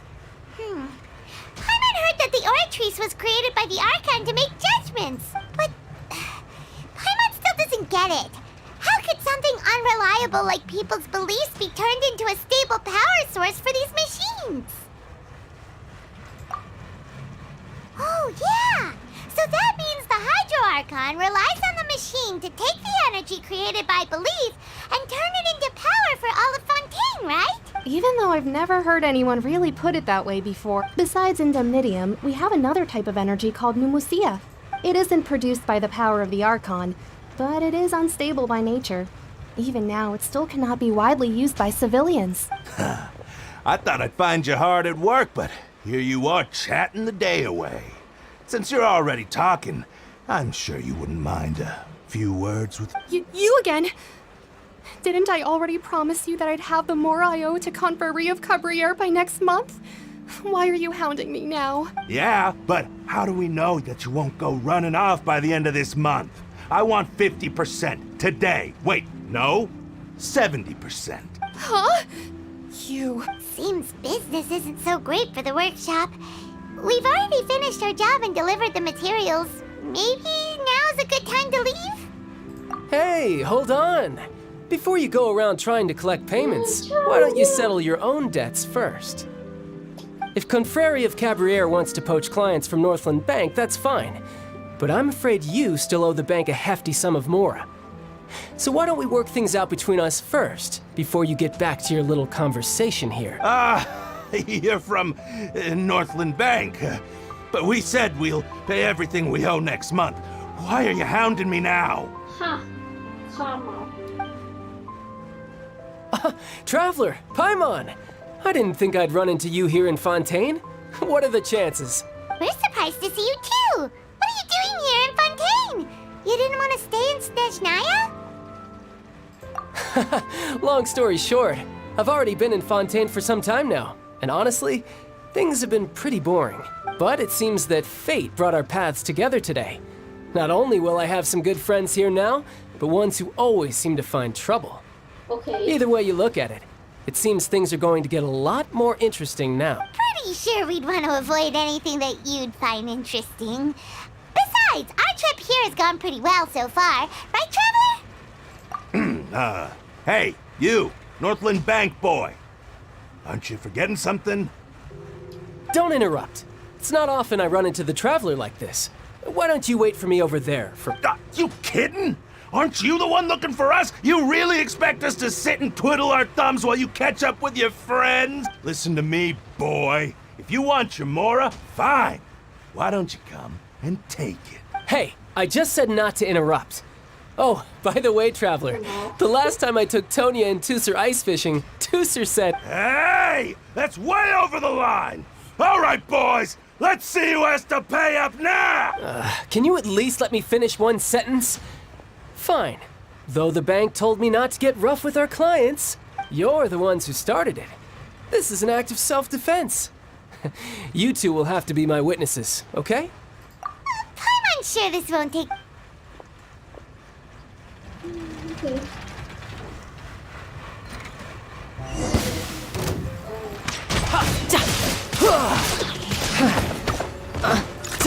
Riptide! No time to lose.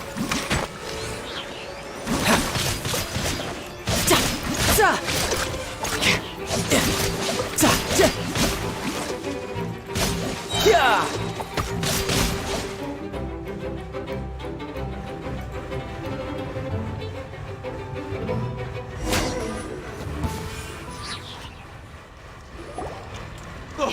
What's your deal, Brad? How are you so strong if you're just a staffer from Snezhnaya's Northland Bank? Wait, don't tell me you're... Oh, now you notice. It's a little late, don't you think? Just make sure you understand that you don't mess with Northland Bank. Got it?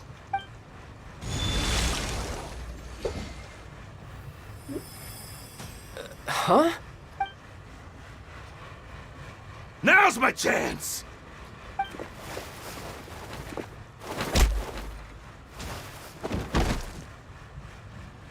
Huh.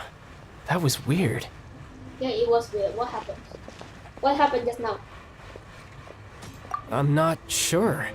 It's as if I suddenly lost control of my hydro powers when I needed them. Maybe there's something wrong with my vision?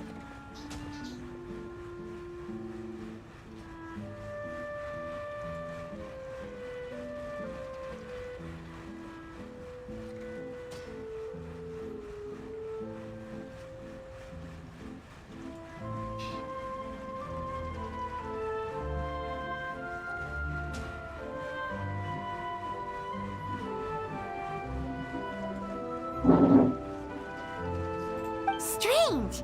How could that happen? First time Paimon's ever heard of someone losing control of their vision. Never mind. It doesn't matter. If I want to stay sharp, I shouldn't be relying too much on my vision anyway. Besides, I always have my delusion in case I need it. Don't use a delusion. So what are you doing in Fontaine, child? And don't say it's work for Northland Bank. Well, I guess it's because I've been in a bad mood lately. Huh? What kind of reason is that? Wait, since when do you feel down about anything? I don't know. Maybe I still have a lot to learn about myself, but recently, there seems to be some sort of restless power stirring inside of me. And I don't know why, but every now and then I feel like I'm in a terrible mood. Maybe you losing control of your vision just now is connected with that power you're feeling inside. That is a possibility.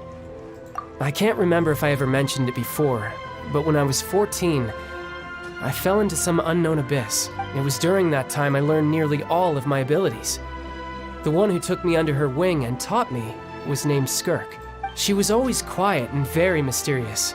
Nobody knew where she came from or what she had been through, and she was always very strict when teaching me combat technique. One time, I asked her why she was willing to take me on as an apprentice. From what I could make of her answer, because I had awakened it, and traces of it remained on me. She said that all my combat training would be useful in the future. But what is it? What did you awaken? She never explained that. But my guess is that it's related to a dream I saw when I had just fallen into that abyss. In my dream, I was in the deepest depths of the sea, and the boundless seabed was all around me. But in front of me appeared a whale that was so massive, I felt like I couldn't breathe. A whale? Oh, that sounds familiar! When we fought against you before, you summoned a huge whale that seemed to leap at us. Is that the one? I wonder why he couldn't summon a whale during his first night. That's just an abstract form of a whale that I create using my elemental powers. It takes that shape because the scene I dreamt of the whale has always been stuck in my mind. I'll never forget it. So you used the whale as inspiration for one of your moves? Huh. Seems a little twisted to Paimon. So why don't you just go ask your master? Maybe she... You make it sound so easy. Ever since the incident I experienced there, I've never stopped searching for Master Skirk and that unknown abyss. But it's been years now, and I've still found nothing. There isn't even a trace of the place where I remember falling into the abyss. Oh, it sounds like some kind of ghost story. Creepy. Yeah, I'm out of leads at this point, but there's nothing more I can do. It seems that strange encounters in this world tend to be elusive like that. Oh, seems the time really flies when I'm talking with you. I just remembered I have somewhere else I need to be, so I should get going. What? More work for the Northland Bank? And no, it's more of a personal appointment. Lately, I've been sparring with some of Fontaine's official champion duelists whenever I'm feeling bored. Official champion duelists? You mean it's their job to duel? Yep. In Fontaine, before a criminal goes to court, they're given one chance to defend their honor by requesting a duel with an official champion duelist. The champion duelists are all-powerful fighters selected from among the nation's best.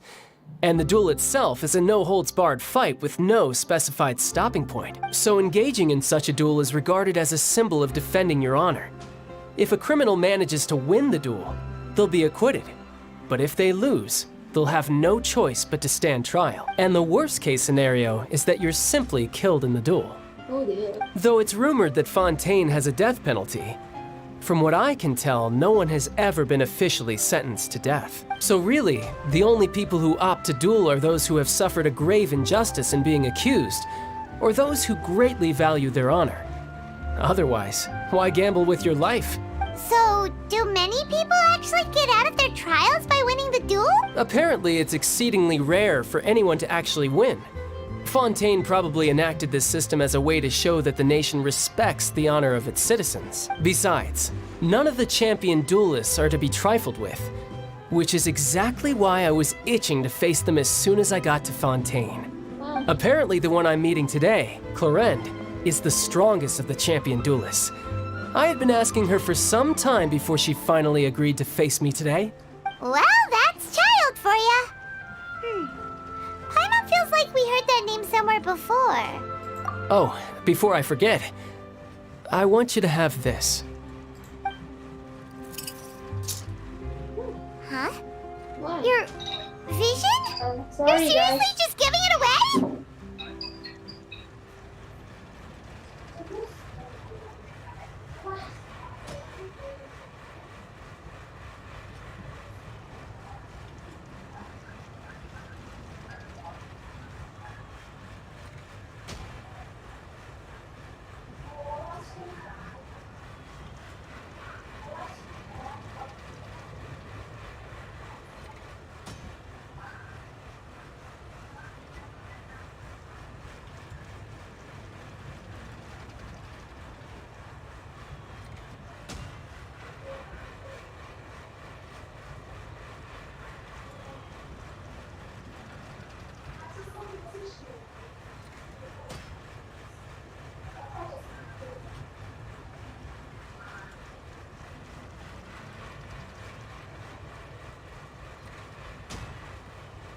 Sorry guys, there was a bit of disturbance, but we shall continue. I'm just worried that it could become uncontrollable again. I'd be pretty upset if it got in the way of my duel. So, I think I'll be better off without it for now. Besides, I just need you to hold on to it for a short while. I'll come retrieve it when I have some time later. Paimon knows what you're up to. You just want an excuse to come talk to us again, don't you? Normal. Whatever gave you that idea? I'll be in touch later. That sneaky guy. He said he's been feeling down lately, but he seemed the same as ever to Paimon. Well, seems we don't have much to do for now. We might as well walk around and see the city before Lenny's performance. I would gonna finish the first act of Fontaine as much as possible. It's taking quite long. Wow! Who could have seen that coming? The reporter who was barely around for most of the story was the murderer all along! Sorry. Paimon was just surprised, that's all. Paimon never saw that twist coming. The murder mystery novels here are amazing! The whodunits here in Fontaine are a lot different than the light novels you see from Yai Publishing House. Both have their merits, but Paimon thinks this style of novels are more, well, novel. It's so exciting to reach the moment when the mystery is uncovered, especially in the one Paimon was just reading. You should buy a copy and read it too. Oh, sorry about that. Paimon will be more careful next time. Hey, shouldn't we be heading to the Opera House to see Lenny's performance soon? It's almost time for the show to start, so we should get going. Okay. Lenny said that the Opera House is on Aranias, so let's go ride the Aqua Bus! Okay, where is that? I forgot, where is that place? Oh, is there? This is confusing. Okay. How you gonna walk it? Take it easy.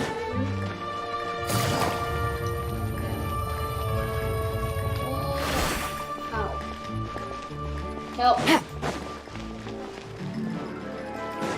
we open it? What is it? What is this? Fontaine is so big. I mean, Subaru is even bigger.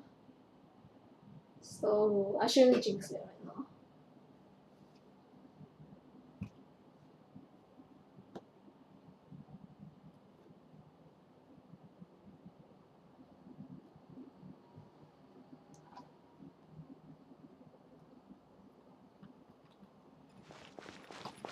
Where is it?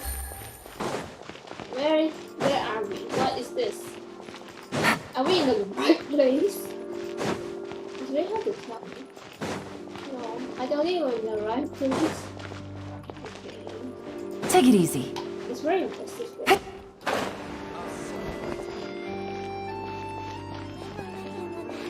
Oh, what's this? Make sure Lynette stays away from the dish racks. It's so similar to the USB. Or maybe I'm mistaken.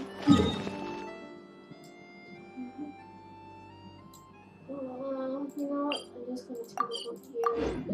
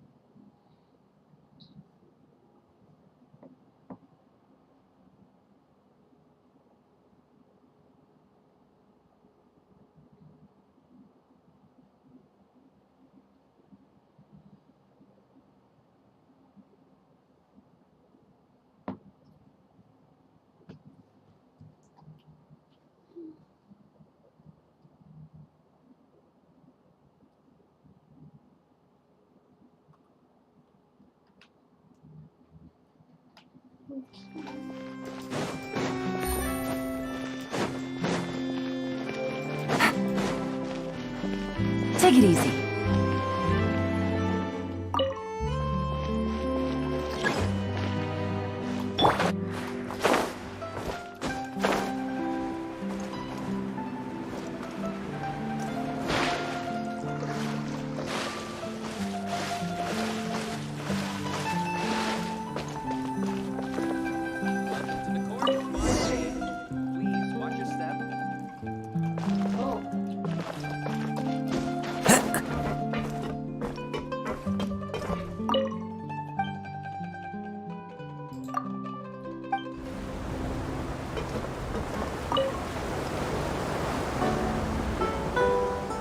Welcome to the Navia line. I am Elfan. The boat will be departing imminently. Please do not stick your head, hands, or other body parts outside the boat. The Aquabus operator is not responsible for any accidents or injuries resulting from doing so. Also, please remember to buy the Steambird, though I don't read it myself. Damn, this is beautiful. The destination of the current tour is Erinias. Points of interest worth visiting include the Fountain of Lucine and the Opera Epiclese. If you look to the left in the direction we are currently traveling, you will see the famous Fontaine Research Institute up in the sky. An experiment gone wrong turned new sightseeing opportunity. Human ingenuity truly is a wondrous thing.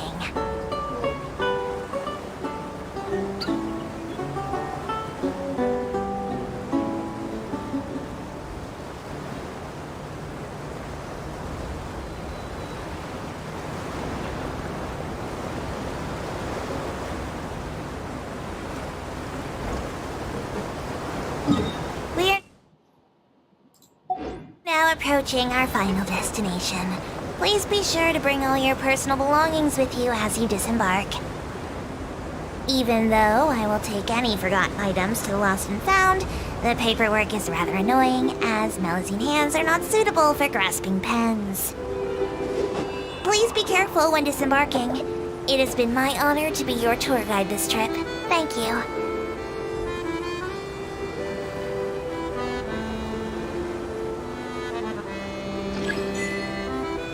Welcome to Fontaine. Okay.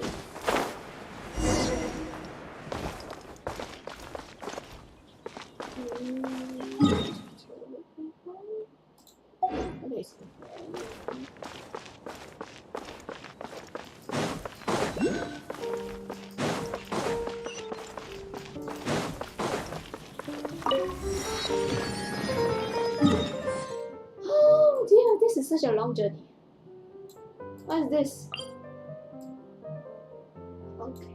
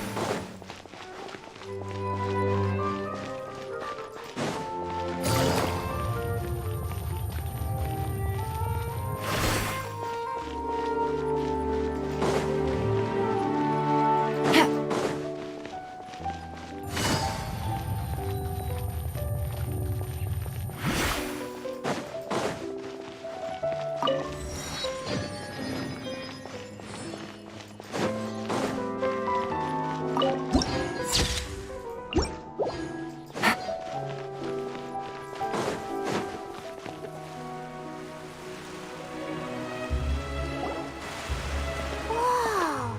Now this is fancy! The Opera Epiclese. What a place to hold a performance! No wonder Linny and Lynette were looking forward to it. Huh.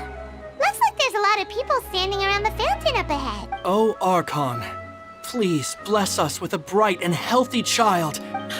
I don't know why you always feel the need to ask so much. I'll be happy as long as our child is healthy and lives a peace. I guess if they're our kid, then there's no doubt they'll turn out smart. Maybe this is one of the customs in Fontaine. Vache. What is that? What's wrong? Vache. Vache. No, Paimon didn't say anything. Are you hearing things? Welcome to the Fountain of Lucine. All the water flowing through Fontaine converges here. It's customary for newlyweds to come here and wish for children. Lynette! You scared Paimon! Why did you? Lenny asked me to wait here for you, remember? Right. What do you mean? There are a lot of people here right now.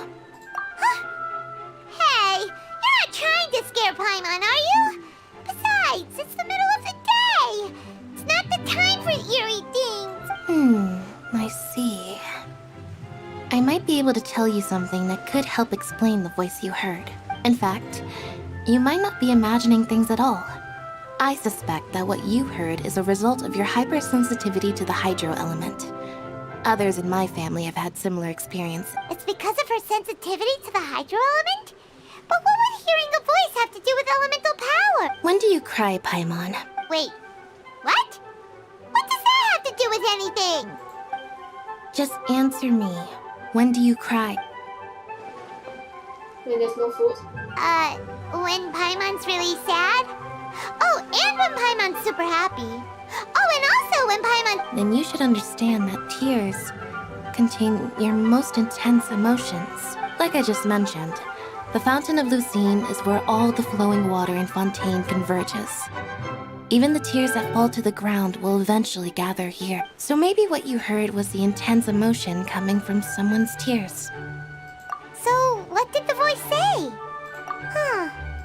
If you were hearing their emotions, then Paimon wonders what happened to them. Rather than worrying about them, we should worry about my brother first. Don't let that calm look of his fool you. He tends to get pretty nervous just before a performance. So chatting with Linny might help him relax a little before he goes on stage. Oh, right. That makes sense. Let's go in and see Linny.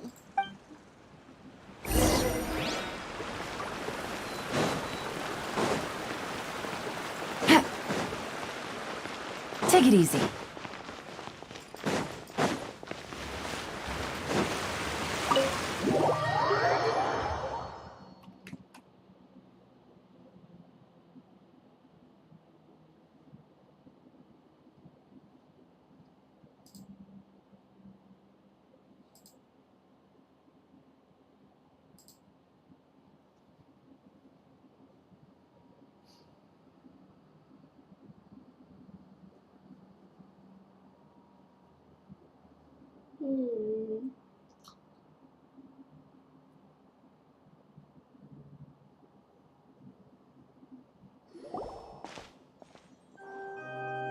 Nice building.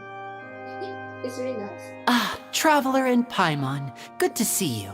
I knew you two would come. Are you kidding? We wouldn't miss it for the world. We've been looking forward to it. I can tell, judging by how early you've arrived, but you're actually right on time. The audience still hasn't started entering the venue yet, which means now is the perfect chance for us to take you to the best seats in the house. Wait just a moment. I'll fetch the tickets. VIP. VIP seats, man.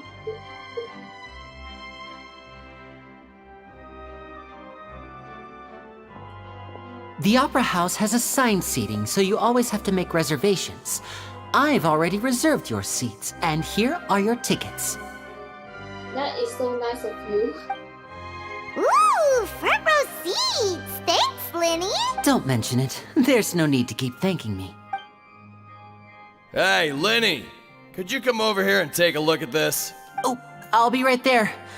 Seems there's an issue with the stage props over there.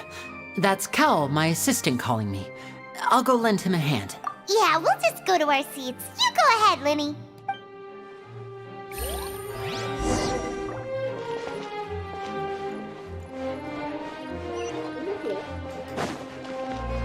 I wanna go upstairs first. To check. You know, explore.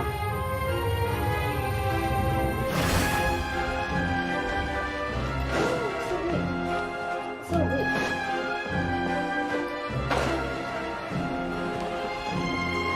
Oh, here is here.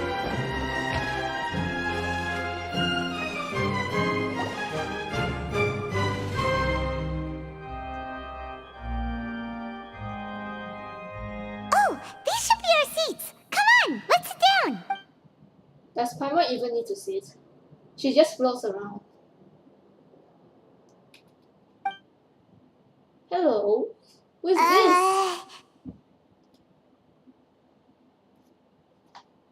Hey,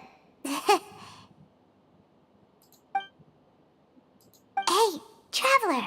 Maybe we should strike up a conversation with the person next to us. Since we're sitting together and the rest of the place is practically empty still. It's kinda awkward if we don't say anything. Oh, you little... excuse me. I did not realize you felt awkward. I am terribly sorry. I would be perfectly happy to chat with you if that is what you would like. Oh, so you heard all of that, did ya? Boy, you sure have good ears. Paimon thought she was keeping her voice down. Wait, that's not it, Paimon's. Sorry. Paimon's the one who was being rude, talking under her breath like that. So, let's talk, but, what should we talk about? Oh, Paimon's got it. You're also here early and sitting in the front. Are you a friend of Linny's too? A friend, you say? Well, if Mr. Linney would like to be my friend, I would be more than happy to reciprocate. Oh, so you're not friends with Linny then? Oh, this is getting more awkward by the second. Paimon nearly forgot to make her introduction. Nice to meet you. Paimon is Paimon, and this is the Traveler. We just arrived in Fontaine. It is an honor to meet you two. I have heard of your deeds across Tevat. Wow, we're so famous. And as required by proper etiquette, I will also introduce myself. I am... Oh, Monsieur Nervillet. What an honor it is to have you here to see my show. Ah, Mr. Linney. I should say it is in fact an honor for me to see your performance in person. Wait, Nervillet? Could he be... I saw you all chatting just now, but it seems you still don't know who Monsieur Nervillet is. Allow me to introduce you to Fontaine's Chief Justice. That seat is always reserved for him. It wouldn't be too much to say that he's the symbol of justice and honesty here in Fontaine. Whoa! Sorry for being so rude just now. Paimon had no idea you were such an important person. No offense taken. Being Chief Justice is merely what I do for work. Nearly every person has their usual reserved seat, so I'm not so special, really. And by the way, I should probably let you know, even though I would prefer not to, there's someone sitting up there in the VIP seats that has been striking a pose for quite a while now. Oh, she is also here. I believe she is trying to give you a most elegant and impressive first impression. Why do you sound like you hate her? Or you can't stand her? So I think you should take notice of her sooner rather than later. Otherwise, she may become flustered. You're just staring into my soul, man. That is creepy. Huh? Oh, it's Farina, the Hydro Archon. Huh. She sure has a smug and satisfied look on her face. Guess she has no idea that you saw right through her act. Very good. That is for the best. No need to pay her any more attention. We may now enjoy the show. Huh? So is this what things are like between the Chief Justice and the Hydro Archon? All right, please wait just a moment longer. I've pretty much finished my preparations, and the performance will start as soon as the audience has made their way to their seats. Yay! The show's finally about to start! Paimon can hardly wait! Paimon's never seen a real live magic show before!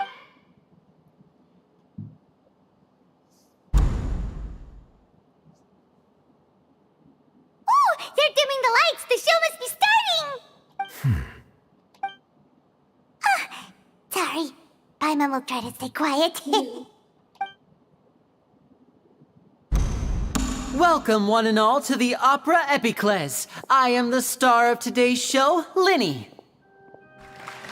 And over here is my sister, Lynette, who will be working as my wonderful assistant. Please, let's give her a warm welcome. Hello, everyone. I know she may seem to be a little sleepy right now, but that's just a sign that she's nervous. Whatever.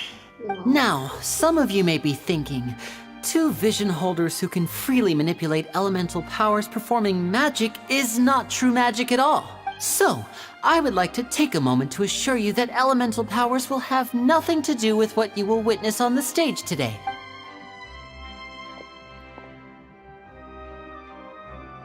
Both Lynette and myself have removed our visions for the show. That way, even the gods won't be able to help us. Oh, good point. That's what makes the show real magic. Now, without further ado, let the show begin. Lynette will now exit the stage to make some preparations. I know you might miss her, but don't worry. She'll be coming right back on stage momentarily. Perhaps in an unexpected way. I'm sure she'll be stealing the spotlight soon enough. Oh, and before I forget, there's one more thing I should say. You never know what can happen in the blink of an eye.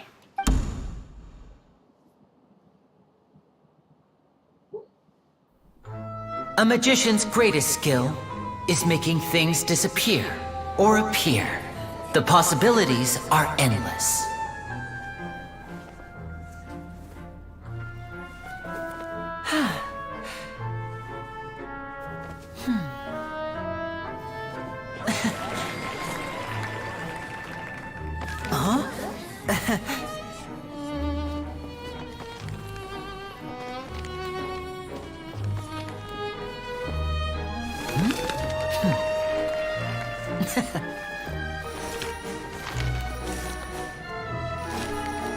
But this isn't what you came for. These little tricks, you've seen them all before. So it's time for something truly extraordinary, don't you think? This one's a little tricky.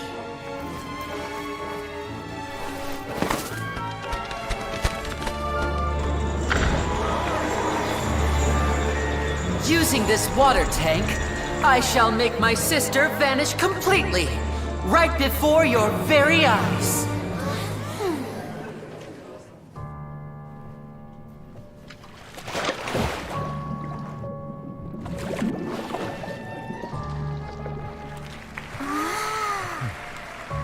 It's actually quite simple. She'll just turn into air bubbles and float right out of the top.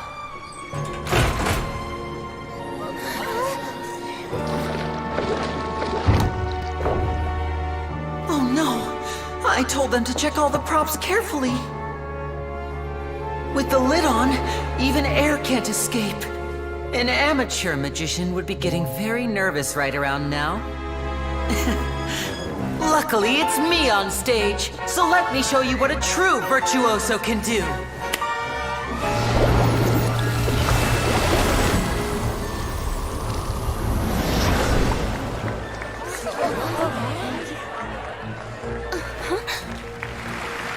Lynette, are you still there?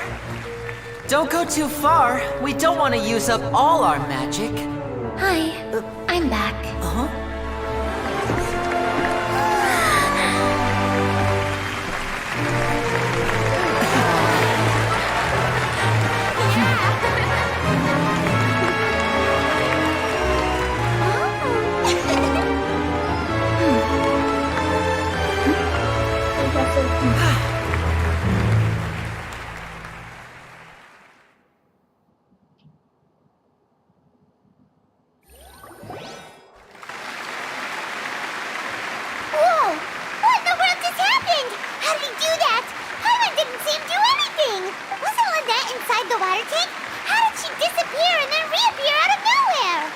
If we could see easily through his tricks, then that would mean that his skills are still lacking. To appreciate magic, you should focus on the show happening on stage, rather than getting caught up in trying to see that which has been intentionally hidden. Guess you're right. Paimon couldn't believe her eyes when Lynette reappeared. Amazing! Thank you everyone. I'm glad you enjoyed that performance. But our magical journey has only just begun. I've prepared even more astonishing surprises for everyone here. The magic of transformation and disappearance can go far beyond what you've just seen. I'm sure many of you are thinking that escaping the water tank was impressive enough. But Lynette is still my assistant after all. In which case, I have ample time to make all necessary preparation. So, for my next trick, I will require the participation of one lucky audience member. Please, if my assistants could bring out the magical boxes now. There are 2 boxes and only 2 boxes. One is here, and one is there in the aisle among the audience. I'm sure many of our clever audience members have already guessed our next magic trick. A swap! Our lucky audience member and I will each enter a magic box. After 1 minute, we will each emerge from the opposite box. Now please, everyone pay very close attention to the box you see here. Don't give me any chance to make a move. Wow, how's he gonna do this? Hey, do you think this is all magic tricks, or does Lenny have actual superpowers? The lucky audience member will be generated by this random number selector. It selects numbers entirely at random. Even I don't know who will be chosen to participate. Now then, let's begin. Let me see. Oh, row 7, seat 3. Congratulations! You now have the chance to experience magic firsthand for an entire minute. Please, come forward. My assistant will take you beside the magic box. I'm sorry, it might be a little cramped inside, but no need to feel nervous. We've carefully arranged everything for you to be as comfortable as possible. This guy is the thief. You don't need to do anything, but no matter what strange things may happen, don't come out of the box. If the magic is interrupted, who knows where you might end up? You might even find yourself in the Fortress of Meropide. Oh, okay. All right. Before I enter the magic box, there is one more thing I need to ask the audience to do. Could you all give me a countdown? Like this. 60, 59, 58. Just keep counting down. You can go a little faster or slower if you like. I won't be able to see anything in the pitch black box, so I'll be relying on your voices to know when time is up. Oh, and no tricks now. If you quickly count from 60 in just 30 seconds, then I'll be in a tough spot. Ooh! Paimon kinda wants to count faster after hearing him say that! No, that won't do. I can see it in your eyes. You still can't be trusted. Let's practice together. Come on, repeat after me. 60, 59, 58. 60, 59, 58! That's right, perfect. Keep it going. All right, I'll see you all on the other side once you've finished counting. 54, 53, 52? Why aren't you counting, Nervalet? He's like, I ain't counting, you guys count. That kind of attitude. I am counting in my head. Oh, okay. I think things are exciting enough in here as it is. Merely a consequence of my identity and personality. Do not worry about me. Just enjoy the show. Oh, alright. You looked so serious that Paimon thought you might be feeling uncomfortable or something. 40, 39, 38! Mr. Linney, are you all right in there? Is everything ready? Yes, I'm fine. I'm just double-checking the direction of the magic. It would be a disaster if we get sent to the wrong places. For example, midair right above the audience. Even though he's saying that, Lenny doesn't seem nervous at all. What was that noise? Did you hear it too? Not sure. Anyway, it doesn't seem like anyone's worried about it. 25, 24, 23! What's wrong, Mr. Linney? I can still hear you moving in there. I seem to have accidentally knocked over a decoration. I'm trying to fix it, but it's pitch black in here. I can't tell left from right. Never mind the decorations. There's no time for that. The show is what's important. No, that's unacceptable. I want my show to be perfect. Don't worry, we still have 20 seconds. Hear them counting? 19, 18, 17! It seems things aren't quite going as planned. I apologize, everyone. It feels like you're all starting to count faster, but that's all right. I know it can be tiring to do such a long countdown. 10 seconds and change is still plenty of time. 10!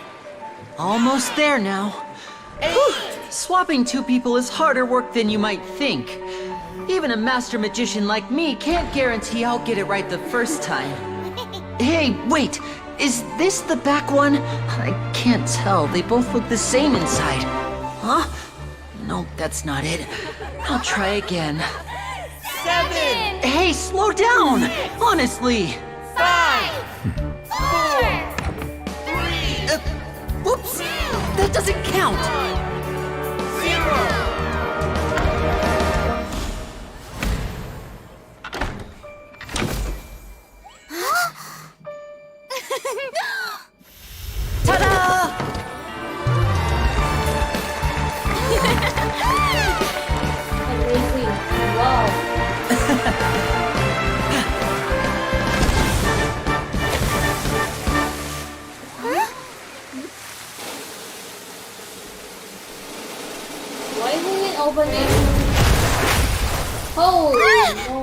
What?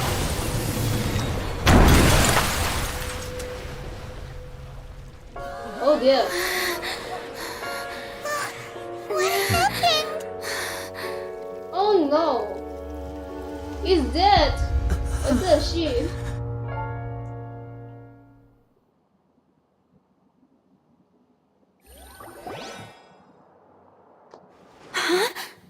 Is this part of the show? Guys, this looks like it's part of the show when someone's dead. Mr. Lenny, you're going to use magic to fix the stage now, right? What happened? Oh no. Maybe this isn't part of the show. The girl was still in that box, right? I don't know. This performance is over. Medical staff with me. Guards, secure the scene and detain all the performers. Seal the exits. No one is allowed in or out at this time. Yes, that's right. If this was just an accident, then we must investigate the cause. But if this was all part of some scheme, then those accountable will not escape the judgment of the God of Justice. No need to be alarmed, you two. We'll get to the bottom of this soon enough.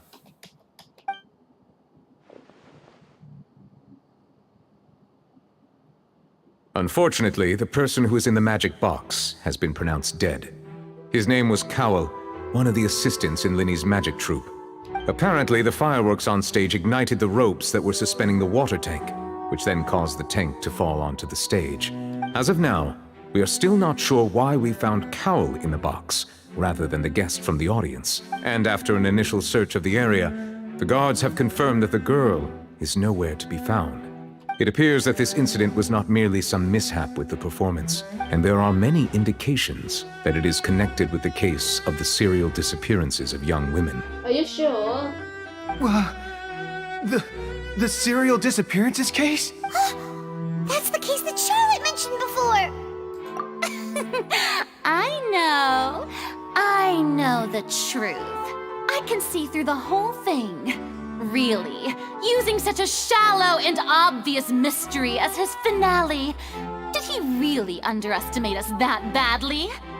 I say that our powerful magician, Mr. Linny, is now the prime suspect for the serial disappearances case. Huh? Why me?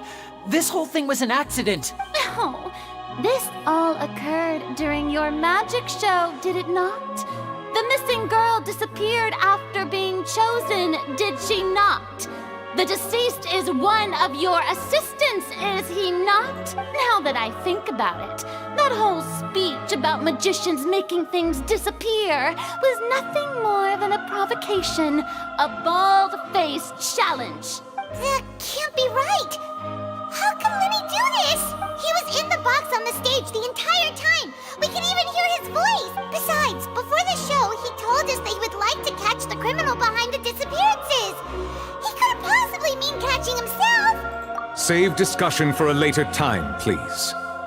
Lady Farina, may I assume that your comments just now constitute an accusation against Mr. Linny and his associates, and that you are pressing charges?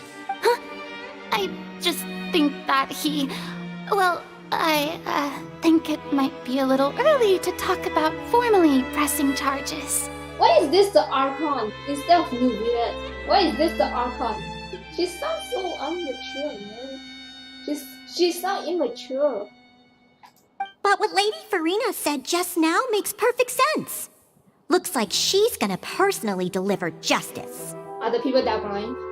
A kidnapping and murder carried out under the cover of a magic show. Lady Farina said it all. I mean, of course, my dear people. But what excites me even more than the obvious truth before our eyes is the opponent I'll be facing. That's right. I mean you, traveler. You'll support Linny, won't you? After all, he was the one who helped you the first time we met. Then there's no problem at all. You know, the Traveler and I already had a duel the first time we met. But with Linny's help, our little duel ended in a draw.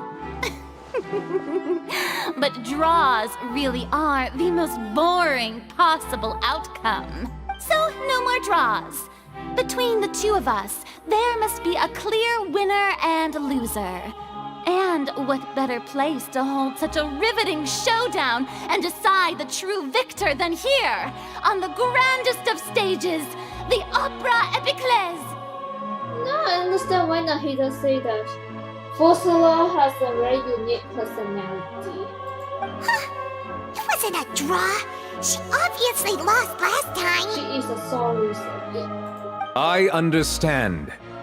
Charges have now been pressed, and as such, a trial is in order.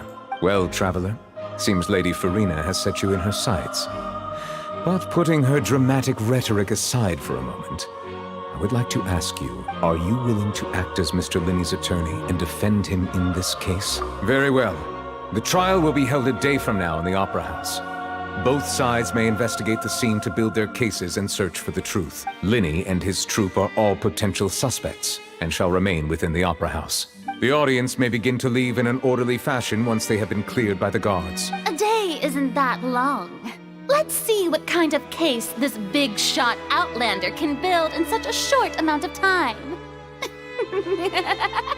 I'm really quite looking forward to hearing it. She sounds so arrogant. She sounds so arrogant, man. Lenny!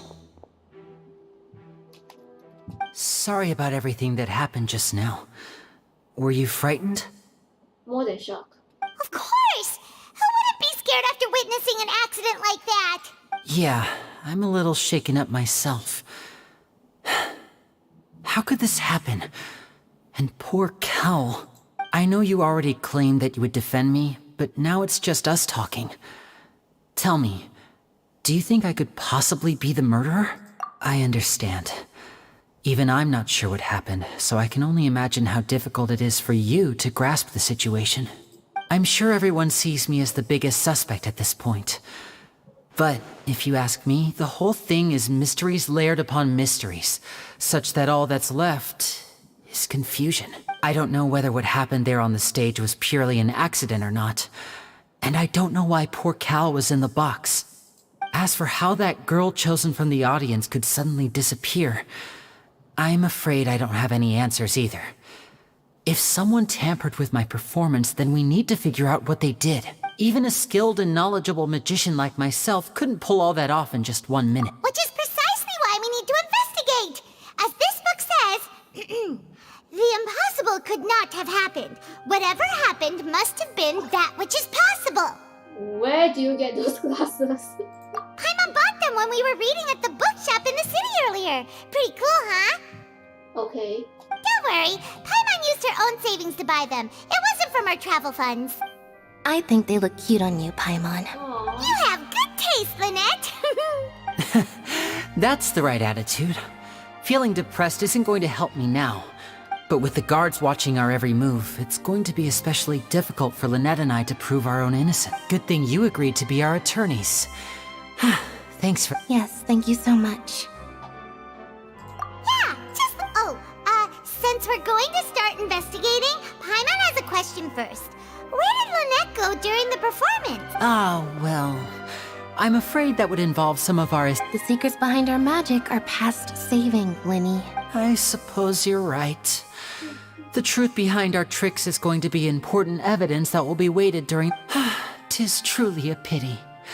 As a magician, our magic show is a work of art. We've poured countless hours and spared no effort in perfecting it. But if revealing our secrets will help you uncover the truth behind what happened, then it will be well worth it. We should go somewhere else if we're going to discuss our magic tricks.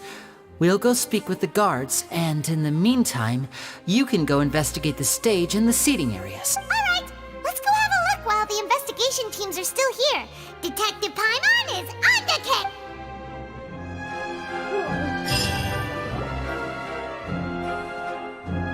Hello, officer. How's the investigation going? I see. You must be the traveler that Lady Farina mentioned. Listen, I'll be perfect. Huh? What do you mean? Come with me and you'll see. The deceased is one of Linny's assistants named Cal.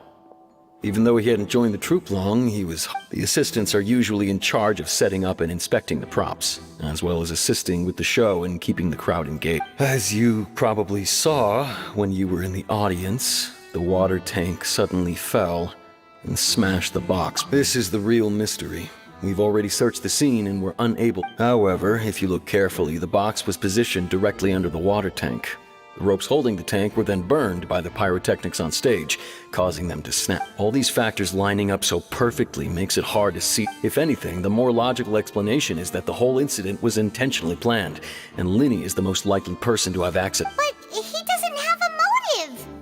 Are you both good friends of his? Well, you can't say we're good friends, but we've known. So in just a short time, he was not only able to win your trust, but I know there's no such thing as magic.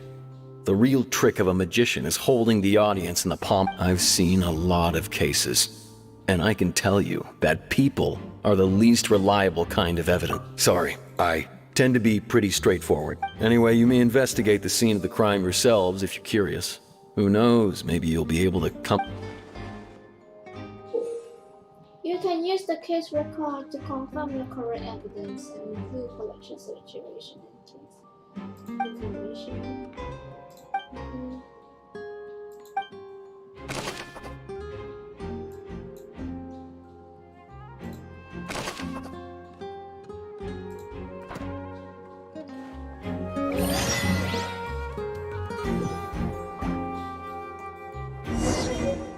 I think I'm gonna end the stream here, so goodbye everyone. Even though we can't finish the first act of Fontaine, but I think I've been live streaming for quite a long time, so we're just gonna end the stream here and see you guys on the next video.